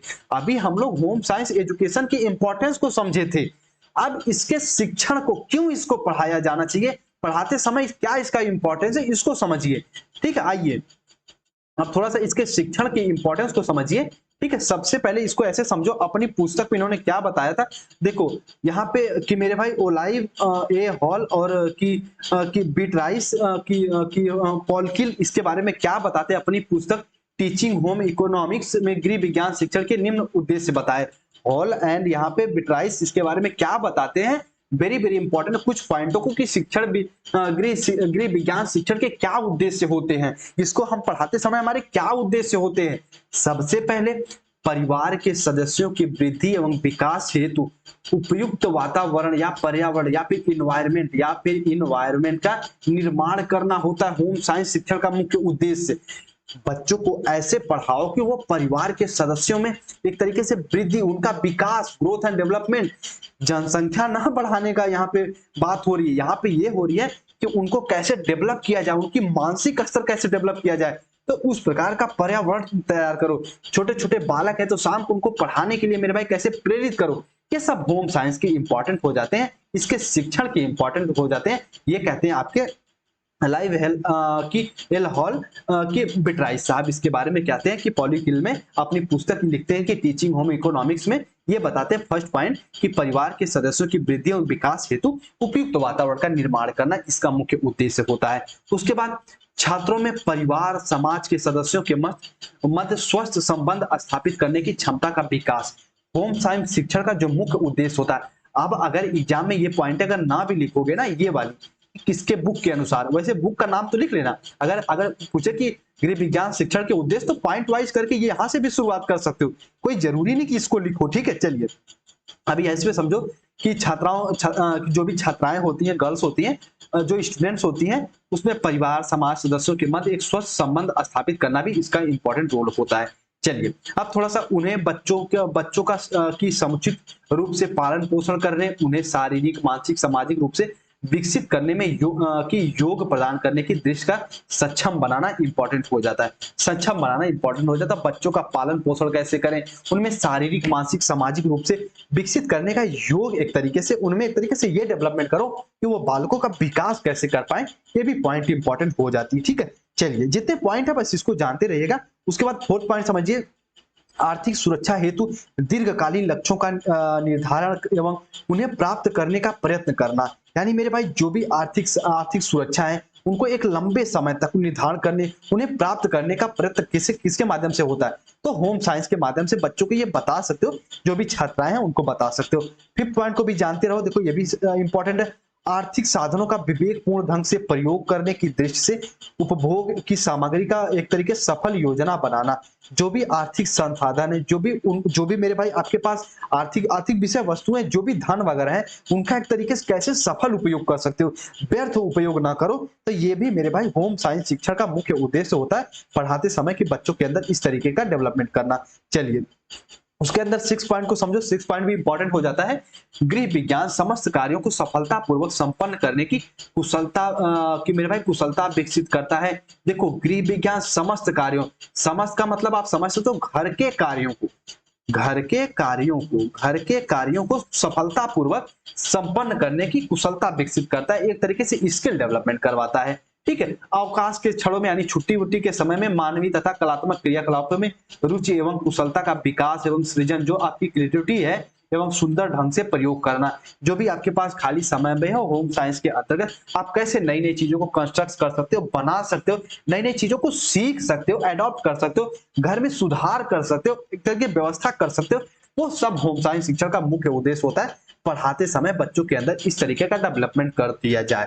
चलिए उसके बाद सामाजिक संस्थाओं एवं समितियों के द्वारा आयोजित परिवार कल्याण संबंधी क्रियाकलापों में योग देने के योग्य बनाना। यानी तरह तरह की जो मेरे भाई यहाँ पे एनजीओ वगैरह चलते हैं, तरह तरह की जितनी भी समितियों का आयोजन किया जाता है कि उसमें परिवार के कल्याण में क्या क्या मेरे भाई की क्या क्या होना चाहिए। तो जो होम साइंस का यदि स्टूडेंट है, होम साइंस का जो टीचर है, तो वो क्या करेगा, उसमें अपना अच्छा विचार रख पाएंगे, यानी अच्छे विचार उसमें रख पाएंगे। तो यह भी होम साइंस का इंपॉर्टेंट रोल हो जाता है। इसको भी अपने दिमाग में बना के रखेगा जितने पॉइंट बता रहे हैं। ठीक है, समाज को विभिन्न संस्कृतियों रहन सहन के तरीकों के प्रति सम्मान प्रशंसात्मक भावना का विकास करना, पारस्परिक सहयोग एवं कुशलता का विकास करना। देखो मान लो समाज में, मान लो अगर दो लोग हैं, दो अलग अलग समुदाय के लोग हैं, तो वो उनका अलग अलग कल्चर है, उनका अलग अलग पहनावा है, तो सबको अपना अपना सम्मान देना इंपॉर्टेंट है। सबको अपना अपना सम्मान देना इंपॉर्टेंट है कि आप जैसे भी चाहो पहन सकते हो, रह सकते हो। तो उनको एक तरीके स्वतंत्रता देना, उनके संस्कृति की पहचान को बनाए रखना भी कि होम साइंस का इंपॉर्टेंट रोल होता है। यदि आप इन सब तरीकों को जानते हो कि सबका, यदि मेरे भाई किसी को मान लो कि किसी को कोई वस्त्र पहनना पसंद है, किसी को कोई वस्त्र पहनना, तो सबको एक फ्रीडम दो, अपना पहनना अपना जीना, एक दायरे में रख के वो रह सकते हैं, जी सकते हैं, अपना अच्छे से जीवन व्यतीत कर सकते हैं। ये भी होम साइंस का इंपॉर्टेंट रोल हो जाता है। उसके बाद थोड़ा सा गृह विज्ञान शिक्षण के कुछ प्रमुख उद्देश्य बताते हैं। दिल्ली में स्थित लेडी इरविन कॉलेज में आयोजित एक संगोष्ठी में गृह विज्ञान शिक्षण के उद्देश्यों पर विचार विमर्श करते हुए यह तय किया गया कि गृह विज्ञान शिक्षण के क्या उद्देश्य होने चाहिए। यानी लेडी इरविन कॉलेज में दिल्ली में स्थित है, उसमें गृह विज्ञान शिक्षण के कुछ उद्देश्य बताए गए, जैसे छात्रों के स्वस्थ एवं बहुमुखी व्यक्तित्व का विकास करना। अगर अभी आप यहाँ पे हिंदी पढ़ रहे हो ना, अभी आप यहाँ पे हिंदी पैडागॉजी पढ़ रहे हो, तब भी इस पॉइंटों को लिख सकते हैं आप। कि हिंदी पेडागोगी का क्या उद्देश्य होता है, यानी हिंदी शिक्षण को पढ़ाने का क्या उद्देश्य होता है, तो छात्रों के स्वस्थ एवं बहुमुखी व्यक्तित्व का विकास करना। यानी बहुमुखी मतलब उनका, देखो ऐसे समझ लो, बहुमुखी का अगर कंफ्यूज मत होना, तो उनका सोशल डेवलपमेंट भी हो, उनका इमोशनल डेवलपमेंट भी हो, उसका उनका मेंटल डेवलपमेंट भी हो, एक तरीके से मानसिक विकास भी हो, यानी सभी प्रकार के जितने भी विकास होते हैं वो सभी प्रकार के व्यक्तित्व का विकास होम साइंस शिक्षण का प्रमुख उद्देश्य होता है। ये लेडी इरविन कॉलेज में ये बताया गया। अब सेकंड पॉइंट में समझ लीजिए, इसके शिक्षण के उद्देश्य उनको पारिवारिक जीवन के महत्व के प्रति जागरूक बनाना। जो होम साइंस का मुख्य उद्देश्य होता है, जो पारिवारिक जीवन है उसके महत्व को, उसके इंपॉर्टेंस को एक तरीके से जागरूक बनाना, एक तरीके से सजग बनाना कि आप परिवार में कैसे रह सकते हो। देखो क्या होता है ना, अभी मैं चीजें ये चीजें बताऊंगा, अभी व्यवहारिक चीजें पहले इसे समझो। उन्हें उन सिद्धांतों, रुचियों, कौशल को सुसज्जित करना जो उत्तम गृह परिवार के लिए विकास में सहायक होते हैं। इसको ऐसे समझ लीजिए, अगर आप पढ़े लिखे पर्सन हो, अच्छे पढ़े लिखे हो, तो क्या करोगे, अगर मान लो आपकी शादी वादी हो रही है, आप जा रहे हो, या फिर अपने घर पे भी हो, अपने क्या बोलते हैं, जब मम्मी पापा घर को जो भी बोलते हैं, ससुराल जो मायका बोलते हैं, वहां भी हैं, तो आप अपने मम्मी पापा का ख्याल रखिए, अपने भाई के, अपने जो भी उनके मान सम्मान है, सबके मान सम्मान को बना के रखिए। ये भी होम साइंस का, पारिवारिक जीवन को महत्व दीजिए। कोई ऐसा कार्य ना करिए कि परिवार के किसी व्यक्ति का, मेरे भाई, सर नीचा हो आपकी वजह से। अगर मान लो लाइफ में गलतियां हो गई हैं तो उनको सुधार कीजिए। ये भी इसका इंपॉर्टेंट रोल होता है होम साइंस का, ठीक है। तभी तो इसे लेडी इरविन कॉलेज में बताया गया कि पारिवारिक जीवन को महत्व दिया जाए, उनके प्रति जागरूक बनाया जाए। जो भी मान लो आपके पापा का कोई ना कोई सम्मान है, आपके भाई का सम्मान है, आपका सम्मान है, तो कोई आपको ठेस ना पहुंचा सके, इस प्रकार के मेरे भाई आपके अंदर डेवलपमेंट किया जाए आपके व्यक्तित्व का। ये भी इसका इंपॉर्टेंट रोल होता है, ठीक है। चलिए अब थोड़ा सा अगले पॉइंट को समझो। उन्हें समाज में प्रचलित परंपराओं, रीति रिवाजों, संस्कृति से परिचय कराते हुए उनका मूल्यांकन करने के लिए प्रोत्साहित करना। मूल्यांकन शब्द भी आया भैया, इसको समझिए। समाज में कई कई परंपरा, कई रीति रिवाज होते हैं। कुछ परंपरा अच्छे भी होते हैं, कुछ भैया बहुत बेकार भी होते हैं, एक तरीके से हम कह सकते हैं कुछ गलत भी होते हैं। तो जो अच्छे होते हैं या फिर गलत होते हैं उनका मूल्यांकन भी करना सिखाओ, ठीक है। अब मान लो कोई औरत है, मान लो कोई एक लेडीज है, उनकी मान लो शादी होके जा रही है। अब ये परंपरा है, वहां वहां गांव की परंपरा है कि जितनी भी यहाँ पे औरतें आएंगी उनको सुबह 3 बजे जागना है, सुबह 3 बजे जाके खाना बनाना है। अब आप इसका तो विरोध करना आपका आपका स्वाभाविक दायित्व है कि भैया हम 3 बजे नहीं उठेंगे, ये रीति रिवाज गलत है, इसको चेंज करिए। अभी एक फिल्म आई थी ना ये टॉयलेट वगैरह करके, तो उसमें ये बताया गया कि हम तभी वो घर जाएंगे जब वहां पे बाथरूम टॉयलेट होगा, तभी जाएंगे हम लोग। तो जो भी गलत रीति रिवाज है उनका आप एक तरीके से मूल्यांकन करो, उनका एक तरीके से मेरे भाई विरोध करिए। ये भी होम साइंस का मुख्य इंपॉर्टेंट रोल होता है। उम्मीद करते हैं इसे भी आप लोग समझेंगे, मेरी बातों को कहने का सेंस समझेंगे। उन्हें मानव जीवन के यथार्थ अर्थ को समझने की क्षमता विकसित करना तथा व्यवस्थित नैतिक जीवन महत्व परिचित करना। होम साइंस का मुख्य उद्देश्य भी शिक्षण का होना चाहिए कि जो आपके स्टूडेंट है, जो छात्र हैं, उनमें जीवन के यथार्थ, जीवन की सच्चाई। अच्छा, जीवन की सच्चाई क्या है?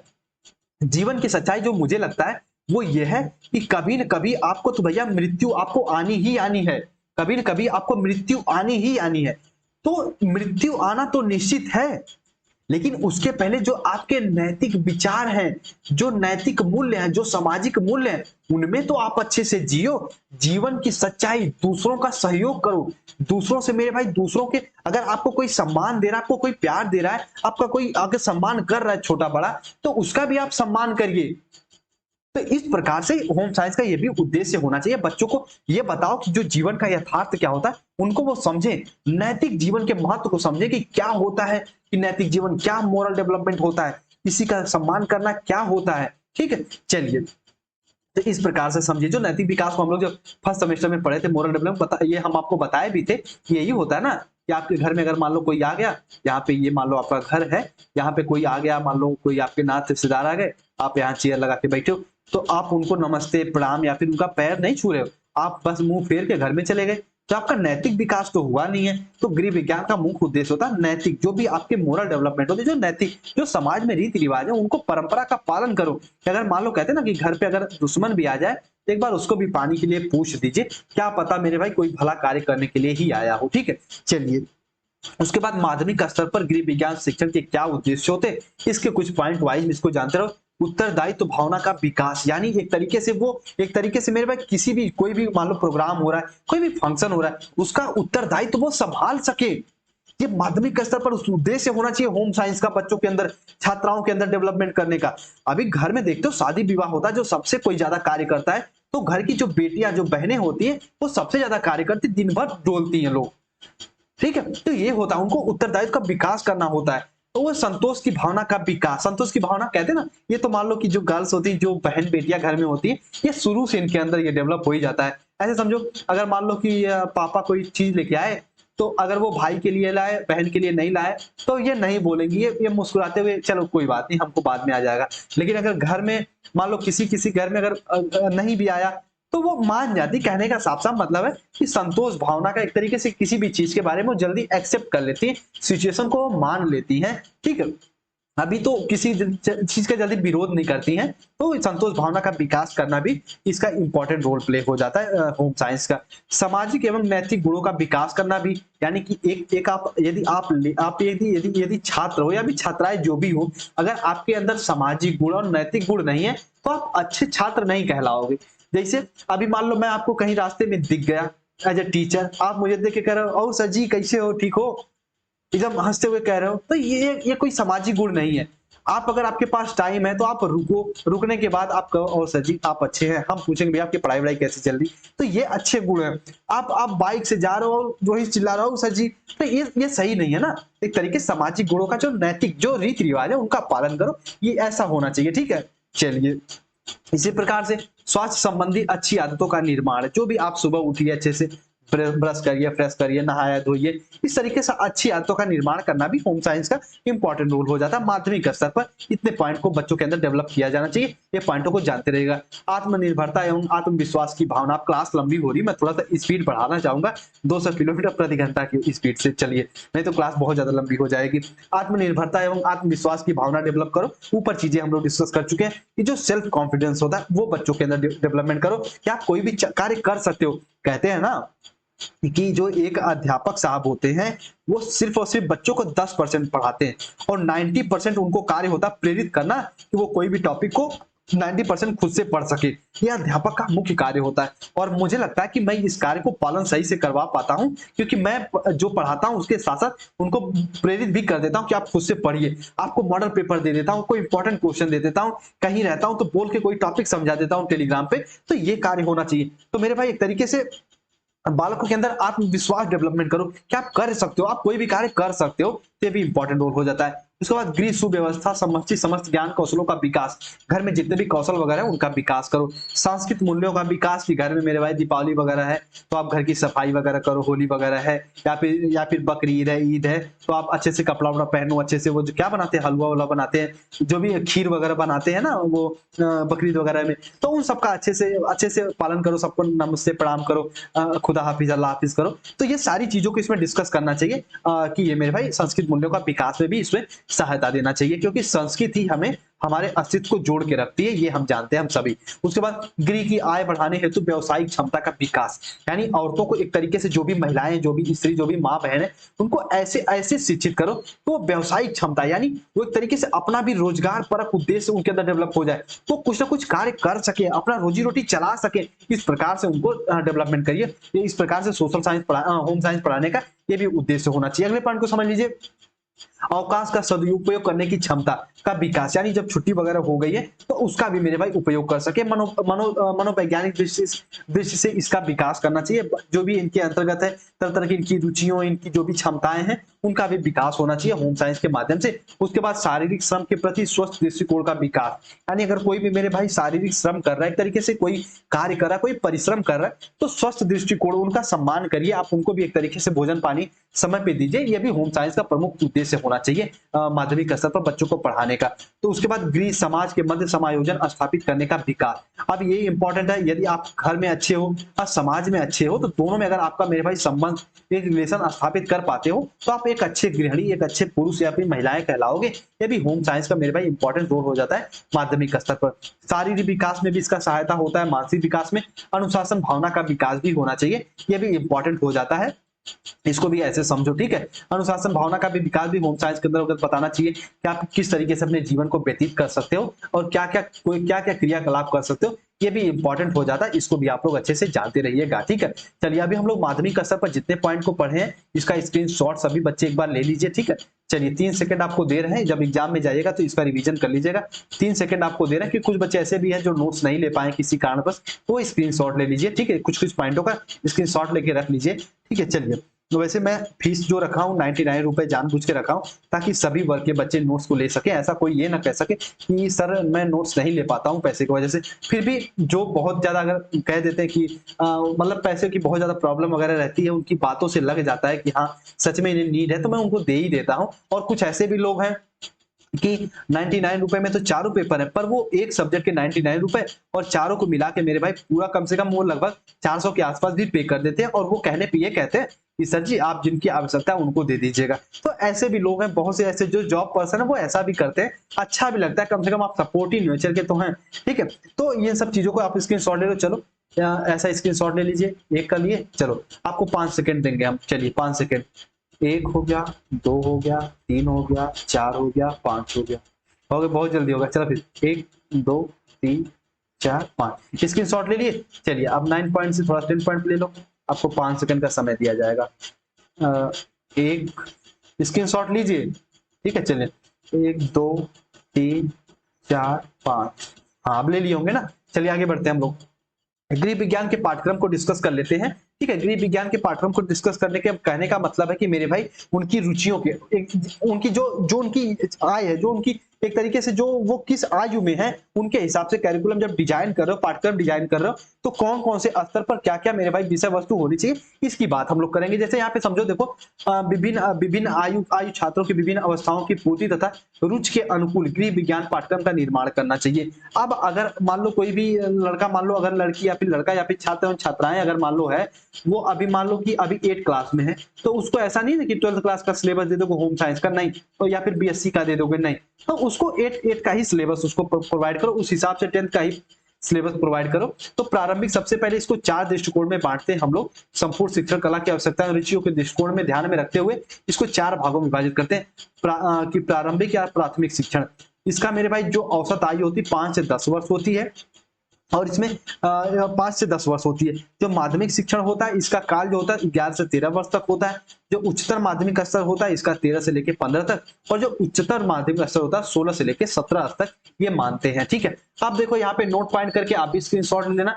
जो प्रत्येक शिक्षण कला शारीरिक व मानसिक आवश्यकताएं विशेषताएं एक दूसरे से भिन्न भिन्न होती हैं। जो शिक्षण काल होते हैं या फिर जो हमारी आयु होती है वो मेरे भाई समय समय के स्टेज पे अलग अलग होती है, यानी उनकी रुचियां उनकी विशेषताएं अलग अलग होती है। उनको देखने के बाद ही, उनको समझने के बाद, उनका इवेल्युएशन मूल्यांकन करने के बाद ही पाठ्यक्रम का निर्माण या फिर निर्धारण करना चाहिए कि होम साइंस में हम किस स्तर पर क्या पढ़ाएंगे। आइए अब थोड़ा सा आगे पॉइंट को समझेंगे। जो यहाँ पे आप लोग समझे हो अभी कि प्राथमिक या फिर प्रारंभिक या फिर प्राथमिक शिक्षण जो अवस्था होती है इसमें क्या क्या कौन कौन सी पॉइंटों को पढ़ाना चाहिए, अब यहाँ पे समझ लीजिए। देखिए विभिन्न कक्षाओं छात्रों के लिए गृह विज्ञान शिक्षण का पाठ्यक्रम जो कक्षा 6 है उसमें सिलाई कढ़ाई बुनाई पाकशास्त्र गृह व्यवस्था के बारे में बताओ। अब कक्षा 6 का मतलब बच्चों की आयु 6 वर्ष नहीं है, उसकी आयु तो 10 से 12 वर्ष है, तो इसके बारे में बताइए। जो क्लास 7 है उसके होम साइंस का करिकुलम क्या होना चाहिए, तो उसमें आप सिलाई के बारे में बताओ, कढ़ाई के बारे में, बुनाई के बारे में, और उसके बाद धुलाई के बारे में, बच्चों की धुलाई नहीं, कपड़े उपड़े की धुलाई के बारे में, साफ सफाई के बारे में, पाक शास्त्र भोजन बनाने की गृह व्यवस्था, घर का एक तरीके से कैसे नियोजन कैसे प्लानिंग करते हैं, इस सब के बारे में बताइए। जो कक्षा 7 के बालक होते हैं उनका सामान्यतः जो आयु मानी जाती है वो 11 से 12।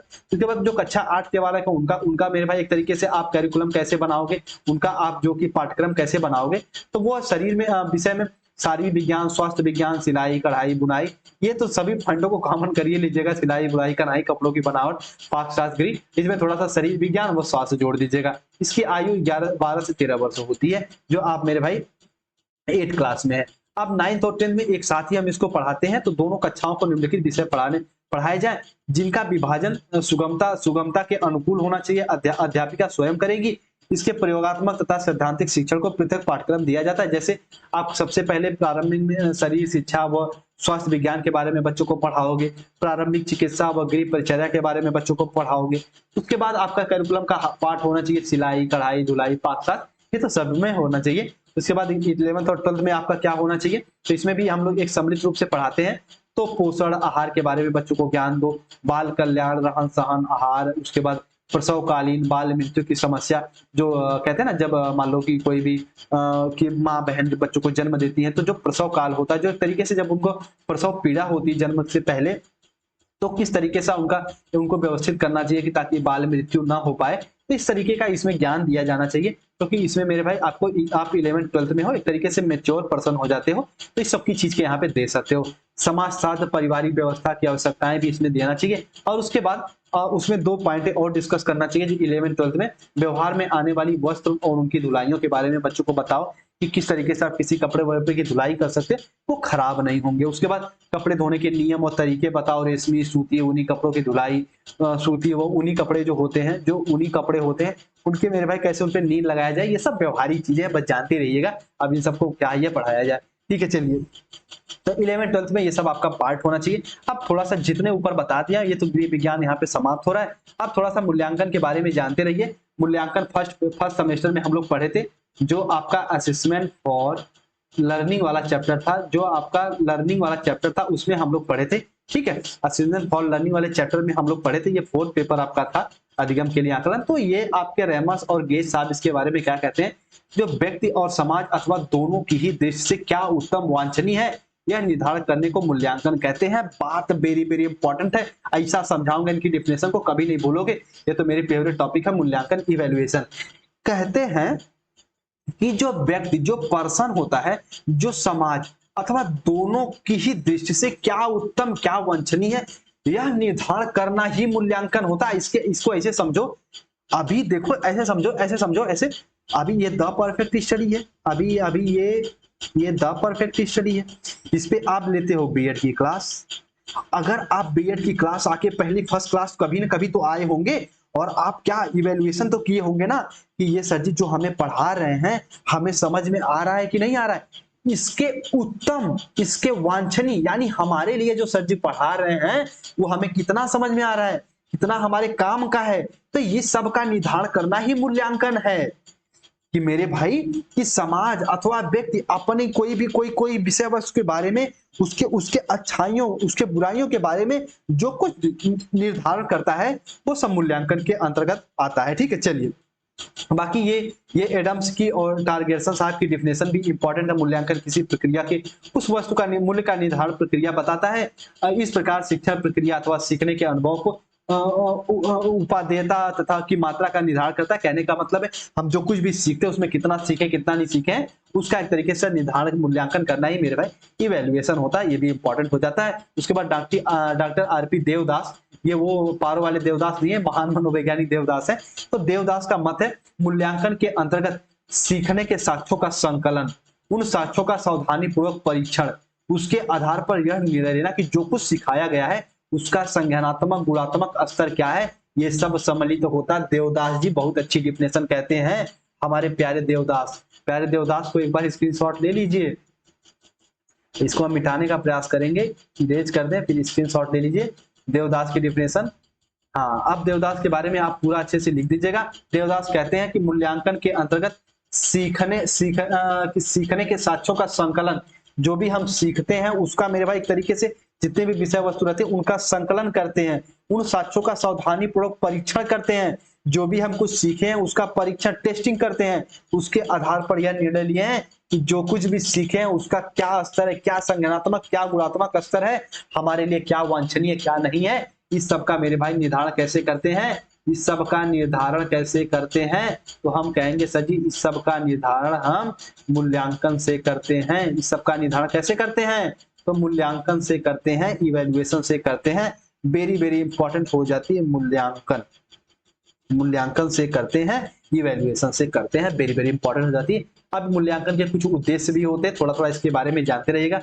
छात्रों के ज्ञानात्मक स्तर को ज्ञात करना मूल्यांकन का प्रमुख उद्देश्य होता है। छात्रों का जो भी मेरे भाई ज्ञान का स्तर है उसको ज्ञात करना भी मूल्यांकन का प्रमुख उद्देश्य होता है। गृह शास्त्र एक प्रयोगात्मक विषय, इसका प्रमुख उद्देश्य या फिर एक तरीके से लक्ष्य छात्रों के व्यवहारिक जीवन में कि मेरे भाई वांछनीय परिवर्तन लाना भी होता है। और यह किसके माध्यम से पता चलेगा कि वांछनीय परिवर्तन आया कि नहीं आया, तो ये मूल्यांकन के माध्यम से ही पता चलेगा। इंपॉर्टेंट पॉइंट ये भी हो जाती है। गृह विज्ञान शिक्षण अपने कुछ विशिष्ट उद्देश्य होते हैं और उन्हें प्राप्त करने के छात्र कहाँ तक सफल हो पाए हैं, इसका प्राप्त कैसे चलता है, इसका प्राप्त तो ये मूल्यांकन से प्राप्त होता है, यानी इवैल्यूएशन से प्राप्त होता है। ठीक है, चलो उसके बाद मूल्यांकन का एक उद्देश्य छात्रों को गृह विज्ञान के क्षेत्र में अधिक से अधिक उपलब्धियों को प्राप्त करने का भी होता है। मूल्यांकन से कहने का मतलब साफ साफ हम ये सब जानते हैं कि बच्चों को जो हम सिखाएं वो कहाँ तक सीखा है, कहाँ उसकी कमियां रह गई हैं, उसमें कहाँ सुधार की आवश्यकता है, ये सब हम मूल्यांकन के माध्यम से जानते हैं। शिक्षा की दृष्टि से मूल्यांकन का प्रयोजन उसकी व्यवसायिक कुशलता का परीक्षण है। यानी मेरे भाई शिक्षा की दृष्टि से मूल्यांकन का प्रयोजन है, जो मूल्यांकन का कॉन्सेप्ट है उसकी व्यवसायिक कुशलता का परीक्षण है, यानी वो जो भी चीज को सीख रहा है वो कहाँ तक सीख पाया है उसका मूल्यांकन। जैसे अभी मान लो मैं आपको बीएड सेकंड सेमेस्टर खूब अच्छे से पढ़ाया हूँ, कम समय में सारा सिलेबस कवर कराने का प्रयास अपना 200% आपको देके समझाया हूं। अब आपका लास्ट में आपका मूल्यांकन आपकी यूनिवर्सिटी करेगी। यदि सभी बच्चे अच्छे परसेंटेज से पास हो गए तो आपका भी मूल्यांकन होगा और हमारा भी मूल्यांकन होगा कि एक तरीके से हम जो पढ़ाएं, जो नए बच्चे आएंगे वो देखेंगे कि हाँ जो हिमांशु सर पढ़ाए हैं वो कितना बच्चों को काम आ रहा है। ठीक है, चलिए उसके बाद 6 पॉइंट भी समझ लीजिए। मूल्यांकन प्रक्रिया का आयोजन छात्रों के विशिष्ट विषय संबंधी विकासात्मक स्तर को निर्धारित कर उन्हें सम योग्यता समूह में वर्गीकृत करने के उद्देश्य भी किया जा सकता है। यानी कि एक तरीके से हम बच्चों में ग्रुपिंग करना भी मूल्यांकन की सहायता से कर सकते हैं कि मान लो कोई कहते हैं ना क्लास में ए वर्ग था, बी वर्ग, सी वर्ग, तो जो बच्चे अच्छे पढ़ने में थे उनको ए वर्ग में, फिर बी वर्ग में, फिर सी वर्ग में, तो ग्रुपिंग करने में भी इसकी सहायता मिलती है। उनके नॉलेज के आधार पर उन्हें हम बांट सकते हैं मूल्यांकन की सहायता से। ठीक है, चलिए अब अगला पॉइंट है आहार है। उसके बाद आहार पोषक तत्व के बारे में हम लोग जानेंगे, उसके बाद कार्बोहाइड्रेट वगैरह के बारे में। ठीक है, प्रोटीन हो गया, इसके बारे में थोड़ा थोड़ा आप लोग पढ़ लीजिएगा, ये सारी पॉइंट नोट्स में है। वसा के बारे में पढ़ लीजिएगा, विटामिन क्या होता है इसके बारे में थोड़ा सा जानते रहना, जो शरीर से मेरे भाई एक तरीके शरीर से जो लड़ता है, जो शरीर के बीमारियों से लड़ने का कार्य करता है, शरीर को सुरक्षा जो प्रदान करता है, उसके जो आवश्यक तत्व हैं उसे हम विटामिन के अंतर्गत रख सकते हैं। और मेरे भाई इसमें भी एक तरीके से हम कह सकते हैं कि 2 प्रकार के होते हैं, जल में घुलनशील, वसा में घुलनशील। जल में घुलनशील बी वर्सी, वसा में घुलनशील एडक, इसको स्पेलिंग अपने की शॉर्ट फॉर्म में एडक कह सकते हो, ये डी ई के वगैरह हो गया। इनके बारे में जानते रहे। कुपोषण क्या होता है थोड़ा सा इसके बारे में, जो पोषण की अनुपस्थिति में मेरे भाई एक तरीके से विकार उत्पन्न होता है, इसे हम पोषण कह सकते हैं, कुपोषण कह सकते हैं। और इसके जो लक्षण होते हैं, चेहरे पर पीलापन दिखाई देना, स्वभाव में चिड़चिड़ापन, शरीर का भार कम होने लगना, अगर ये सब लक्षण आप में है तो समझो आपको भी कुपोषण हो गया है। पर ये सब सामान्य लक्षण है, ऐसा नहीं कि अगर आपको चिड़चिड़ापन है तो आपको कुपोषण के शिकार हो सकता है आपका एग्जाम का प्रेशर हो, तो ऐसा नहीं कि आपको भी यही हो। तो ये कुपोषण के लक्षण लिख सकते हो। थोड़ा बहुत नोट्स जो शेयर किया हूँ 99 वाला, उसमें ये सारी चीजें हैं। ठीक है, जो आपको नोट्स दिया गया वो 99 रुपए में ये सारी चीजें हैं, बहुत डीप में है, उनको अच्छे से पढ़ लेना। बच्चों में खांसी, बुखार, जुकाम, सीन होने लगते हैं, त्वचा पे झुर्रियां, थकावट दिखाई देने लगती है, शारीरिक विकास रुक जाता है, गहरी नींद गहरी नहीं आती है, तरह तरह के झटक के उठ जाते हो, पाचन क्रिया का ठीक से ना होना, ये सब कुपोषण के लक्षण होते हैं। इन सब चीजों को भी जानते रहिएगा। संतुलित आहार क्या होते हैं? ऐसा आहार जो शरीर को समस्त पोषण संबंधी आवश्यकताओं की पूर्ति करता है, उसे संतुलित आहार कहते हैं। जैसे इसमें प्रोटीन, कार्बोहाइड्रेट, खनिज वसा, लवण, विटामिन, जल उचित मात्रा में होना चाहिए। ये सब मेरे भाई संतुलित आहार के अंतर्गत आएंगे। अब बात आती है गृह व्यवस्था क्या होती है, जिसे हम गृह व्यवस्था को ऐसे समझ सकते हैं, देखो ध्यान समझना, ये समझना, गृह व्यवस्था के अंतर्गत निर्णय करने की प्रक्रिया सदैव होती रहती है। यानी निर्णय करने की प्रक्रिया, आप घर में किस तरीके कौन सा व्यवस्था करते हो, उसका एक तरीके से आप मेरे भाई डिसीजन लेते रहते हो, निर्णय लेने रहते हो, वो सब गृह व्यवस्था के अंतर्गत आता है। गृह व्यवस्था एक सतत और विस्तृत प्रक्रिया है। इसके 4 प्रमुख सोपान होते हैं: आयोजन, योजना, क्रियान्वयन, उसके बाद नियंत्रण या फिर मूल्यांकन तथा निर्णय एक ही होते हैं। सबसे पहले आयोजन करोगे, उसके बाद जो भी योजना बनाए, जो भी आयोजना निर्माण किए उसका एक तरीके से क्रियान्वयन करोगे, उसके बाद उनका मेरे भाई क्रियान्वयन का नियंत्रण करोगे, फिर मूल्यांकन करोगे, एक तरीके से निर्णय लोगे। तो ये गृह व्यवस्था के प्रमुख 4 तत्व होते हैं, इनको अच्छे से जानते रहिएगा। ठीक है, चलिए, जो गृहिणी होती है, जो घर में औरतें होती हैं, वो पग पग पर यानी हर रास्ते पर, यानी घर में जो भी क्रियाकलाप होते हैं, तरह तरह की स्टेप पर योजनाएं बनानी पड़ती है, उन्हें क्रियान्वित करना पड़ता है, उनके परिणाम स्वरूप सफलता पर विचार करके उसे उचित निर्णय लेना पड़ता है, और यह होता है गृह व्यवस्था। ठीक है, घर में जो भी हम व्यवस्थाएं करते हैं वो सब गृह व्यवस्था के अंतर्गत आता है। उसके बाद थोड़ा सा तंतु के बारे में जानते हो। तंतु की परिभाषा, वस्तु की सबसे छोटी इकाई तंतु होती है। जो मान लो ये कपड़ा, इसकी छोटी से छोटी जो इकाई होती है उसे तंतु मेरे भाई कहते हैं। यानी ये कपड़े के निर्माण में तंतु अपना इंपॉर्टेंट रोल प्ले करता है। इसको नोट से अच्छे से और पढ़ लीजिएगा डीप में। ठीक है, चलिए उसके बाद गृह की सफाई। देखो गृह की सफाई 3 स्तर पर होती है। एक तो मेरे भाई आप डेली करते हो, एक साप्ताहिक करते हो, एक वार्षिक करते हो। अभी ये भी अपने नोट्स में इसको पढ़ लीजिएगा। आपके नोट्स में ये पॉइंट मैं मेंशन किया हूं, ठीक है। घर की सफाई का महत्व सुंदरता स्वास्थ्य की दृष्टि से बहुत आवश्यक है। सफाई सफाई के प्रकार वर्ष में एक बार गृह की सभी वस्तुओं की आवश्यक है। यानी मेरे भाई एक तरीके से आप वर्ष में एक बार तो घर की सफाई करबे करो। उसके बाद ये दैनिक सफाई होती है, साप्ताहिक वार्षिक अभी ऊपर बताया था। जो डेली वगैरह हम लोग खिड़की मेज वगैरह साफ करते हैं। साप्ताहिक जो भी मेरे भाई सप्ताह में फ्रिज वगैरह धोते वगैरह हैं, एक तरीके से जो भी जितने आपके घर की सामान वगैरह है। और जो होता है वार्षिक, तो वार्षिक क्या होता है, जो साल में दीपावली वगैरह आता है तो उसको आप दैनिक को ऐसे समझ सकते हो। देखो जिसके घर में चूल वगैरह होगा तो क्या करते हैं, सुबह उठते ही जो कच्ची मिट्टी होती है उससे चूल पोतते हैं। तो क्या होता है, तो ये सब दैनिक ही तो है। तो ये सब आपको कैसे पता भैया, हम हूँ ये इसी इसी अपने ही ग्रामीण क्षेत्र से पले बढ़े, तो सब चीज तो पता होना स्वाभाविक है, ठीक है। तो ये दैनिक सफाई के अंतर्गत आता है, ठीक। उसके बाद पर्यावरण के बारे में जानते रहना।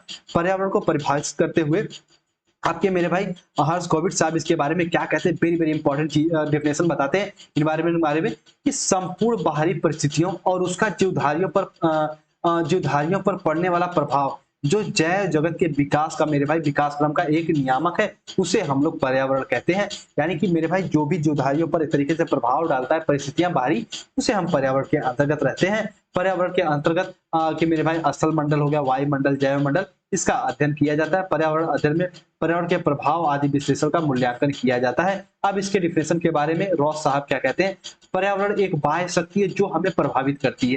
यानी जो हमारा इन्वायरमेंट है वो हमें प्रभावित करता है, हमें अफेक्ट करता है, ये हम जान सकते हैं, प्रभावित करता है, ठीक है। चलिए उसके बाद फिटिंग जर्मन विद्वान इसके बारे में क्या कहते हैं कि पर्यावरण एक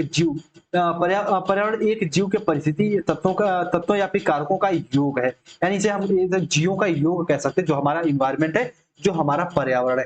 अब एक पॉइंट यहाँ पे मैं थोड़ा सा स्किप किया था जानबूझ के, अब इसे समझो। पर्यावरण के बारे में इतना जाने तो अब समझो पर्यावरण इसका अर्थ क्या था। तो पर्यावरण का समान अर्थ भौतिक परिवेश से है जो पृथ्वी के जैव जगत से पृथ्वी के जैव जगत को घेरे हुए है, जिसका प्रभाव जिसके प्रभाव से जीवन स्पंदित होता है, एक तरीके से जीवन प्रभावित होता है पर्यावरण के माध्यम से। जो पृथ्वी का इन्वायरमेंट है, जल स्तर हो गया मेरे भाई, वायु स्तर हो गया, वायुमंडल हो गया, जो जितने भी यहाँ पे है मेरे भाई, जल मंडल, वायुमंडल, स्थल मंडल, उन सब जो पृथ्वी को घेरे हुए हैं उन सबको इन्वायरमेंट कहते हैं। इतना इसके बारे में आप लोग जानते रहिएगा, ठीक है। चलिए अब थोड़ा सा परिस्थिति के बारे में जान लो। इसके बारे में क्या होता है, परिस्थिति क्या होती है। तो परिस्थिति वह विज्ञान है जो एक ओर सभी जीवों तथा उनके भौगोलिक पर्यावरण तथा दूसरी ओर विभिन्न जीवों में परस्पर अभिक्रियाशील और परस्पर संबंध अंतर संबंधों का अध्ययन करता है। जो आपका मेरे भाई की आपका परिस्थिति है, जो ये क्या करता है, जितने भी तरह तरह के जीव हैं उनके बारे में जानकारी देता है, उनके संबंधों में अध्ययन करता है। तो ये हमारी परिस्थिति होती है, इसके बारे में जानते रहना। अब इसके बारे में कभी 50 वर्डों में क्वेश्चन पूछ ही देता है। तो पर्यावरणीय शिक्षा क्या है, तो पर्यावरणीय शिक्षा वस्तुतः विश्व समुदाय को पर्यावरणीय की दी जाने वाली मेरे भाई शिक्षा, यानी जो भी इन्वायरमेंट है, जो हमारा विश्व समुदाय है, यानी कि हमारा जो मेरे भाई एक तरीके से होल, वो जो भी जितने वर्ल्ड है उनके बारे में, इन्वायरमेंट के बारे में, पर्यावरण के बारे में जानकारी देना ही पर्यावरणीय शिक्षा के अंतर्गत हम कह सकते हैं। जो भी पर्यावरण की शिक्षा की समस्याएं हैं, जो भी इनके एक तरीके रूल एंड रेगुलेशन है, उसको बताना, इस तरीके से कैसे हम इसको सेव कर सकते हैं, इंपॉर्टेंट हो जाता है। उसके बाद पर्यावरणीय शिक्षा के कुछ महत्व भी होते हैं, इसको अपने सामान्य स्तर पर पढ़ लेना कि लोगों को पर्यावरण की सत्य तथा तथ्यात्मक जानकारी लगाना, यानी मेरे भाई उनको उसके बारे में जानकारी देना, पर्यावरण के बारे में क्या होता है, ये शिक्षा के महत्व होते हैं। जानकारी के आधार पर संभावित कारणों का पता लगाना, ये भी पर्यावरण शिक्षा का मुख्य उद्देश्य होता है।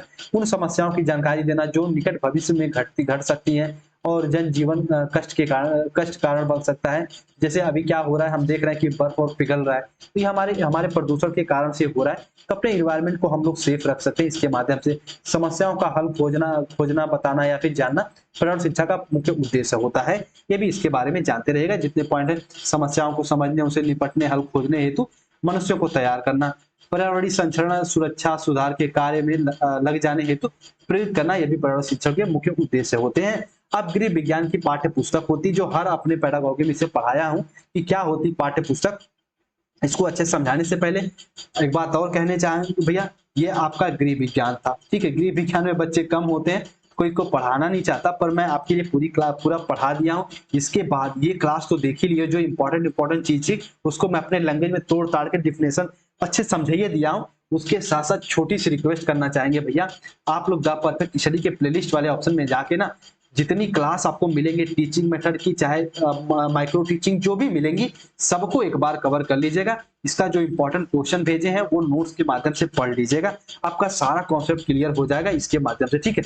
चलिए, उम्मीद करते हैं इसको अच्छे से समझे होंगे और जो है कि अपना ख्याल रखिए। अच्छा, अभी इसको इसको इसको स्पष्ट करते हुए शिक्षा शब्दकोश में क्या कहा गया पाठ्य पुस्तक के बारे में, कि पाठ्य पुस्तक अध्ययन को निश्चित विषय वस्तु से संबंधित विषय वस्तु की मेरे भाई की पुस्तक है। यानी पाठ्य जो पुस्तक होती है वो अध्ययन की निश्चित, यानी आप एक निश्चित क्षेत्र में अगर कुछ पढ़ना चाहते हो तो उसमें सबसे इंपॉर्टेंट अगर कोई चीज है तो पाठ्य पुस्तक आपको दिशा से भटकने नहीं देती है।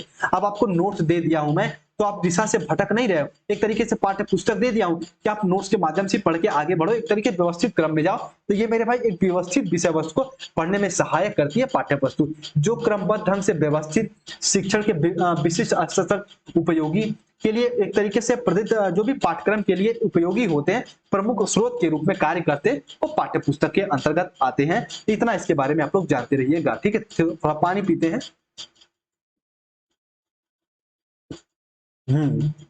तो पाठ्य पुस्तक के बारे में ये जानते रहना, जो हम एक क्रम व्यवस्थित रूप में कुछ सीखते हैं। जैसे वर्तमान समय में गृह विज्ञान शिक्षण का मुख्य साधन के रूप में पाठ्य पुस्तकों का उपयोग हो रहा है, क्योंकि पाठ्य पुस्तकें गृह विज्ञान के निर्धारण विषय वस्तु की प्रस्तुत करती हैं, जो कक्षा शिक्षण हेतु शिक्षिकाएं छात्राओं के उपयोगी के लिए विशेष रूप से तैयार की जाती हैं।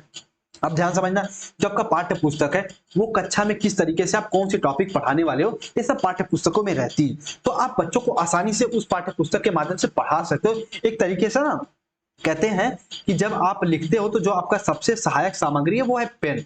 पेन के माध्यम से कोई चीज लिखते हो, तो एक अध्यापक का क्लास में पढ़ाते समय जो सबसे अच्छी सहायक सामग्री है वो है पाठ्य पुस्तक। वो कौन है? तो पाठ्य पुस्तक होती है, ये जानते रहिएगा। तो उसी से उसको आइडिया लगता है कि हमको कहाँ कहीं अपने मुद्दे से भटक तो नहीं रहे हैं। तो ये जितने पॉइंट आपको बताया हूँ, सारे पॉइंटों को आप समझ लीजिएगा, एक बार नोट्स को पढ़ लीजिएगा। जो बच्चे कहते हैं कि सर एक क्लास ही करा दो होम साइंस की, तो भैया होम साइंस की पूरा सारे पोर्शन को मैं कवर करने का प्रयास किया हूँ, ठीक है। और इसके बाद जो इसमें आपका माइक्रो टीचिंग रह गया, जो आपका इसमें माइक्रो टीचिंग हो गया, जो आपका इसमें माइक्रो टीचिंग हो गया, उसके बाद जो इसमें आपका लेसन प्लान हो गया, जो आपका इसमें लेसन प्लान हो गया, जो आपका इसमें यूनिट प्लान हो गया, वो सब सारी चीजों को आप लोग, मैं रिक्वेस्ट करना चाहूंगा दिल से कि आप लोग जाके मेरे भाई की उन क्लासेस को देख लीजिएगा प्लेलिस्ट वाले ऑप्शन में, ठीक है। चलिए, उम्मीद करते हैं सारी पॉइंट को समझोगे। क्लास लंबी हो गई, कोई बात नहीं, मैनेज कर लीजिएगा, और ठीक है। और यदि आप हमसे पर्सनली भी जुड़ना चाहते हैं तो आप हमसे इंस्टाग्राम पे जुड़ सकते हैं। इंस्टाग्राम में हिमांशु यादव आकाश, ये सर्च भी कर सकते हो ना, डिस्क्रिप्शन में लिंक भी है, आप ज्वाइन कर सकते हैं, ठीक है। चलिए, और वहां पे कोई आपके डाउट हो तो आप पूछ सकते हो कभी भी निधड़क, ठीक है। चलिए, और ये टेलीग्राम से नहीं जुड़े तो जुड़िए गए होंगे, इतने जो बच्चे हैं लॉयल ही होते हैं। और एक बार दिल से यार, जितने तो हो कम से कम ये आप लोग शेयर कर दो द परफेक्ट स्टडी को। जल्दी हम लोग सीटेट के बिल्कुल डीप में क्लास, बिल्कुल बेसिक से आपको सीडीपी पढ़ाऊंगा। और सीडीपी पढ़ाने का पर्पज ये रहेगा ना, 30 में 30 तो लाओगे। देखो क्या होता ना, अगर आप भटकने से अच्छा है कि थोड़ा सा द परफेक्ट स्टडी पे बिलीव कर लो, बीएड अच्छा गया ना तो सीटेट भी अच्छा जाएगा, वादा कर रहा हूं आपसे। जो बच्चे फॉलो करेंगे मेरे भाई गाइडेंस को, कोई ऐसा बच्चा नहीं होगा, कोई ऐसी छात्र छात्राएं नहीं होंगी जो सीटेट में जिसका पास ना हो। मैथ आपको पंकज सर भैया ऐसे ऐसे डिटेल में आपको बताएंगे कि आप जिस हिसाब से वो आपको गाइड करेंगे, इंपॉर्टेंट क्वेश्चन प्रैक्टिस सेट सब अलग से टेलीग्राम का आपका ग्रुप बनाऊंगा मैं। देखो, मैं आपको पहले बता दूं, जब सीटेट की क्लास चलाऊंगा ना तो अलग से टेलीग्राम का ग्रुप बनाऊंगा। जो बच्चे उसमें ज्वाइन होंगे उनको अच्छे से मेरे भाई नोट्स, अच्छे से सारी चीजें प्रोवाइड किया जाएगा। इंपॉर्टेंट क्वेश्चन प्रैक्टिस सेट जितनी भी चीजें हैं, आप डेली हमसे इंटरेक्ट कर पाओगे लाइव, सारी चीजों को मैं डिस्कस करूंगा। एक तरीके से ये पर्पज है ना कि जो बच्चे द परफेक्ट स्टडी के सीटेट के साथ जुड़ेंगे उनका सीटेट क्वालिफाई हम लोग करवाएंगे, मैं और पंकज सर, इतना हम आपको विश्वास दिलाना चाहते हैं, ठीक है। चलिए, अपना ख्याल रखिए, जहां रहिए सेफ और सुरक्षित रहिए। उम्मीद करते हैं सारी पॉइंटों को समझे होंगे। अब थोड़ा सा एक बार मैं इन सब चीजों को और डिस्कस करना चाहूंगा, इन सब चीजों को और डिस्कस करना चाहूंगा, ठीक है। चलिए, इन सब चीजों को मैं एक बार और डिस्कस करना चाहूंगा। क्या होता है मेरे भाई होम साइंस के बारे में, थोड़ा सा हम लोग ऊपर चलते हैं। और हाँ, अब चीजें समझ में आई ना, आइए अब थोड़ा सा इसके बारे में, और मैं थोड़ा सा होम साइंस के बारे में आपको एक बार बता देता हूं कि होम साइंस की आवश्यकता क्यों पड़ती है। देखो, होम साइंस में मुख्य बात किसकी करते हैं, तो स्त्रियों की, महिलाओं की, बहन बेटियों की, उनकी शिक्षा के बारे में होम साइंस के बारे में बात करते हैं, घर की वो नियोजन प्लानिंग कैसे कर सकते हैं, ये सब होम साइंस के अंतर्गत बात करते हैं। जो हमारे महात्मा गांधी जी वो कहते हैं कि भैया हम स्त्री के बारे में एक तरीके से स्त्री के शिक्षा के फुल सपोर्ट में मेरे भाई, हम एक तरीके से उनका सपोर्ट करते हैं, और इसी के कारण होम साइंस का एक तरीके से नींव पड़ी इन सब दार्शनिक, इन सब फिलोसफर के एक तरीके से विचारों के माध्यम से कि स्त्रियों को भी शिक्षित किया जाए। तो स्त्रियों को शिक्षित किया कैसे जाए, तो गृह विज्ञान, उनका जो रुचि है उनके रुचि के अनुसार पाठ्यक्रम डिजाइन किया जाए, और उनकी रुचि वो घर में ज्यादातर रहती थी पहले के जमाने में, तो गृह विज्ञान उनको पढ़ाया जाए, होम साइंस, उसमें वो ज्यादा रुचि ले सकेंगे और शिक्षित हो पाएंगे। ठीक है, चलिए अब आपसे भैया हम विदा लेते हैं, नमस्कार आपको करते हैं। सारे पॉइंटों को डिस्कस करने का प्रयास किए, जितने बच्चे यहाँ से यहाँ तक जुड़े हो, आप सभी को भगवान आपके मेरे भाई लाइफ में तरक्की दिलाए। बस आप मोटिवेट होकर एक तरीके से पढ़ते रहो। मैं देखो अपने अनुभव, अपने अपने बात व्यवहार पे एक चीज बताना चाहूंगा कि क्या होता, मैं क्यों कहता हूँ कि सही दिशा में। अभी मान लो ये आप ध्यान से सुनना, बहुत अच्छी बहुत प्यारी लाइन बताने जा रहा हूँ। ये मान लो आप, ये मान लो ये आप हो, ये मान लो ये आप हो, ठीक है, और ये आपका मान लो सीटेट का, ये मान लो आपका, चलो ये आपका सीटेट का एग्जाम है, ये आपका सीटेट का एग्जाम है। बस ये सिंपल सा आपको मेरे भाई ये रास्ता है, इस रास्ते पे आपको जाते हुए अपना सीटेट में आप क्या करते हो कि 120 प्लस ला सकते हो, 110 और मेरे भाई 100 प्लस नंबर ला सकते हो। ये आपके पास रास्ता है, लेकिन आप फॉलो क्या कर रहे हो, आप यहाँ पे चले जा रहे हैं, यहाँ पे 3 रास्ते और हैं, तो आप यहाँ से यहाँ गए, यहाँ से यहाँ गए, यहाँ से यहाँ गए, यहाँ से आगे, फिर यहाँ पे आ रहे हो, समय भी लग रहा है मेरे भाई, और ये गारंटी नहीं कि आप सही डायरेक्शन पे ही जा रहे हो, भटक जाओगे। और द परफेक्ट स्टडी और मैं भले छोटा सा ही प्लेटफॉर्म क्या है, अपना 100% आपको झोंक देता हूं समझाने के लिए, और ये सीधा रास्ता आपके लिए खोज के लाऊंगा कि आपका कॉन्सेप्ट क्लियर करते हुए बेसिक से मेरे भाई सीटेट क्वालिफाई कराऊंगा। तो इसीलिए कहता हूं कि अपने अपने पोटेंशियल पर, अपने ऊर्जा पे थोड़ा सा ध्यान दीजिए और थोड़ा सा बिलीव करिए। मैं आपका सीटेट क्वालिफाई कराने की जिम्मेदारी लेता हूं, बस आपका एक काम करना, आप बिलीव करते हुए आगे बढ़िए मेरे भाई। ठीक है, चलिए, और जितने भी आपकी फ्रेंड सर्कल हैं, आपके दोस्त यार हैं, और आपके दोस्त हैं, आपके मित्र हैं, आपकी सहेलियां हैं, उन तक जरूर द परफेक्ट स्टडी को शेयर करिए। ये हम आपसे पर्सनली रिक्वेस्ट करना चाहेंगे, हिमांशु यादव। ठीक है, चलिए अपना ख्याल रखिए, मुस्कुराते रहिए, एग्जाम टाइम आ गया है, जितने भी हो थोड़ा सा घर का कार्य रोक के अच्छे से आप पढ़ाई पे ध्यान दीजिए आप सभी लोग। ठीक है, चलिए कोई डाउट वाउट लगे तो इंस्टाग्राम पे पूछ सकते हो, नंबर है वहां पे अपने क्वेश्चन दे दीजिएगा। ठीक है, चलिए अपना ख्याल रखिए।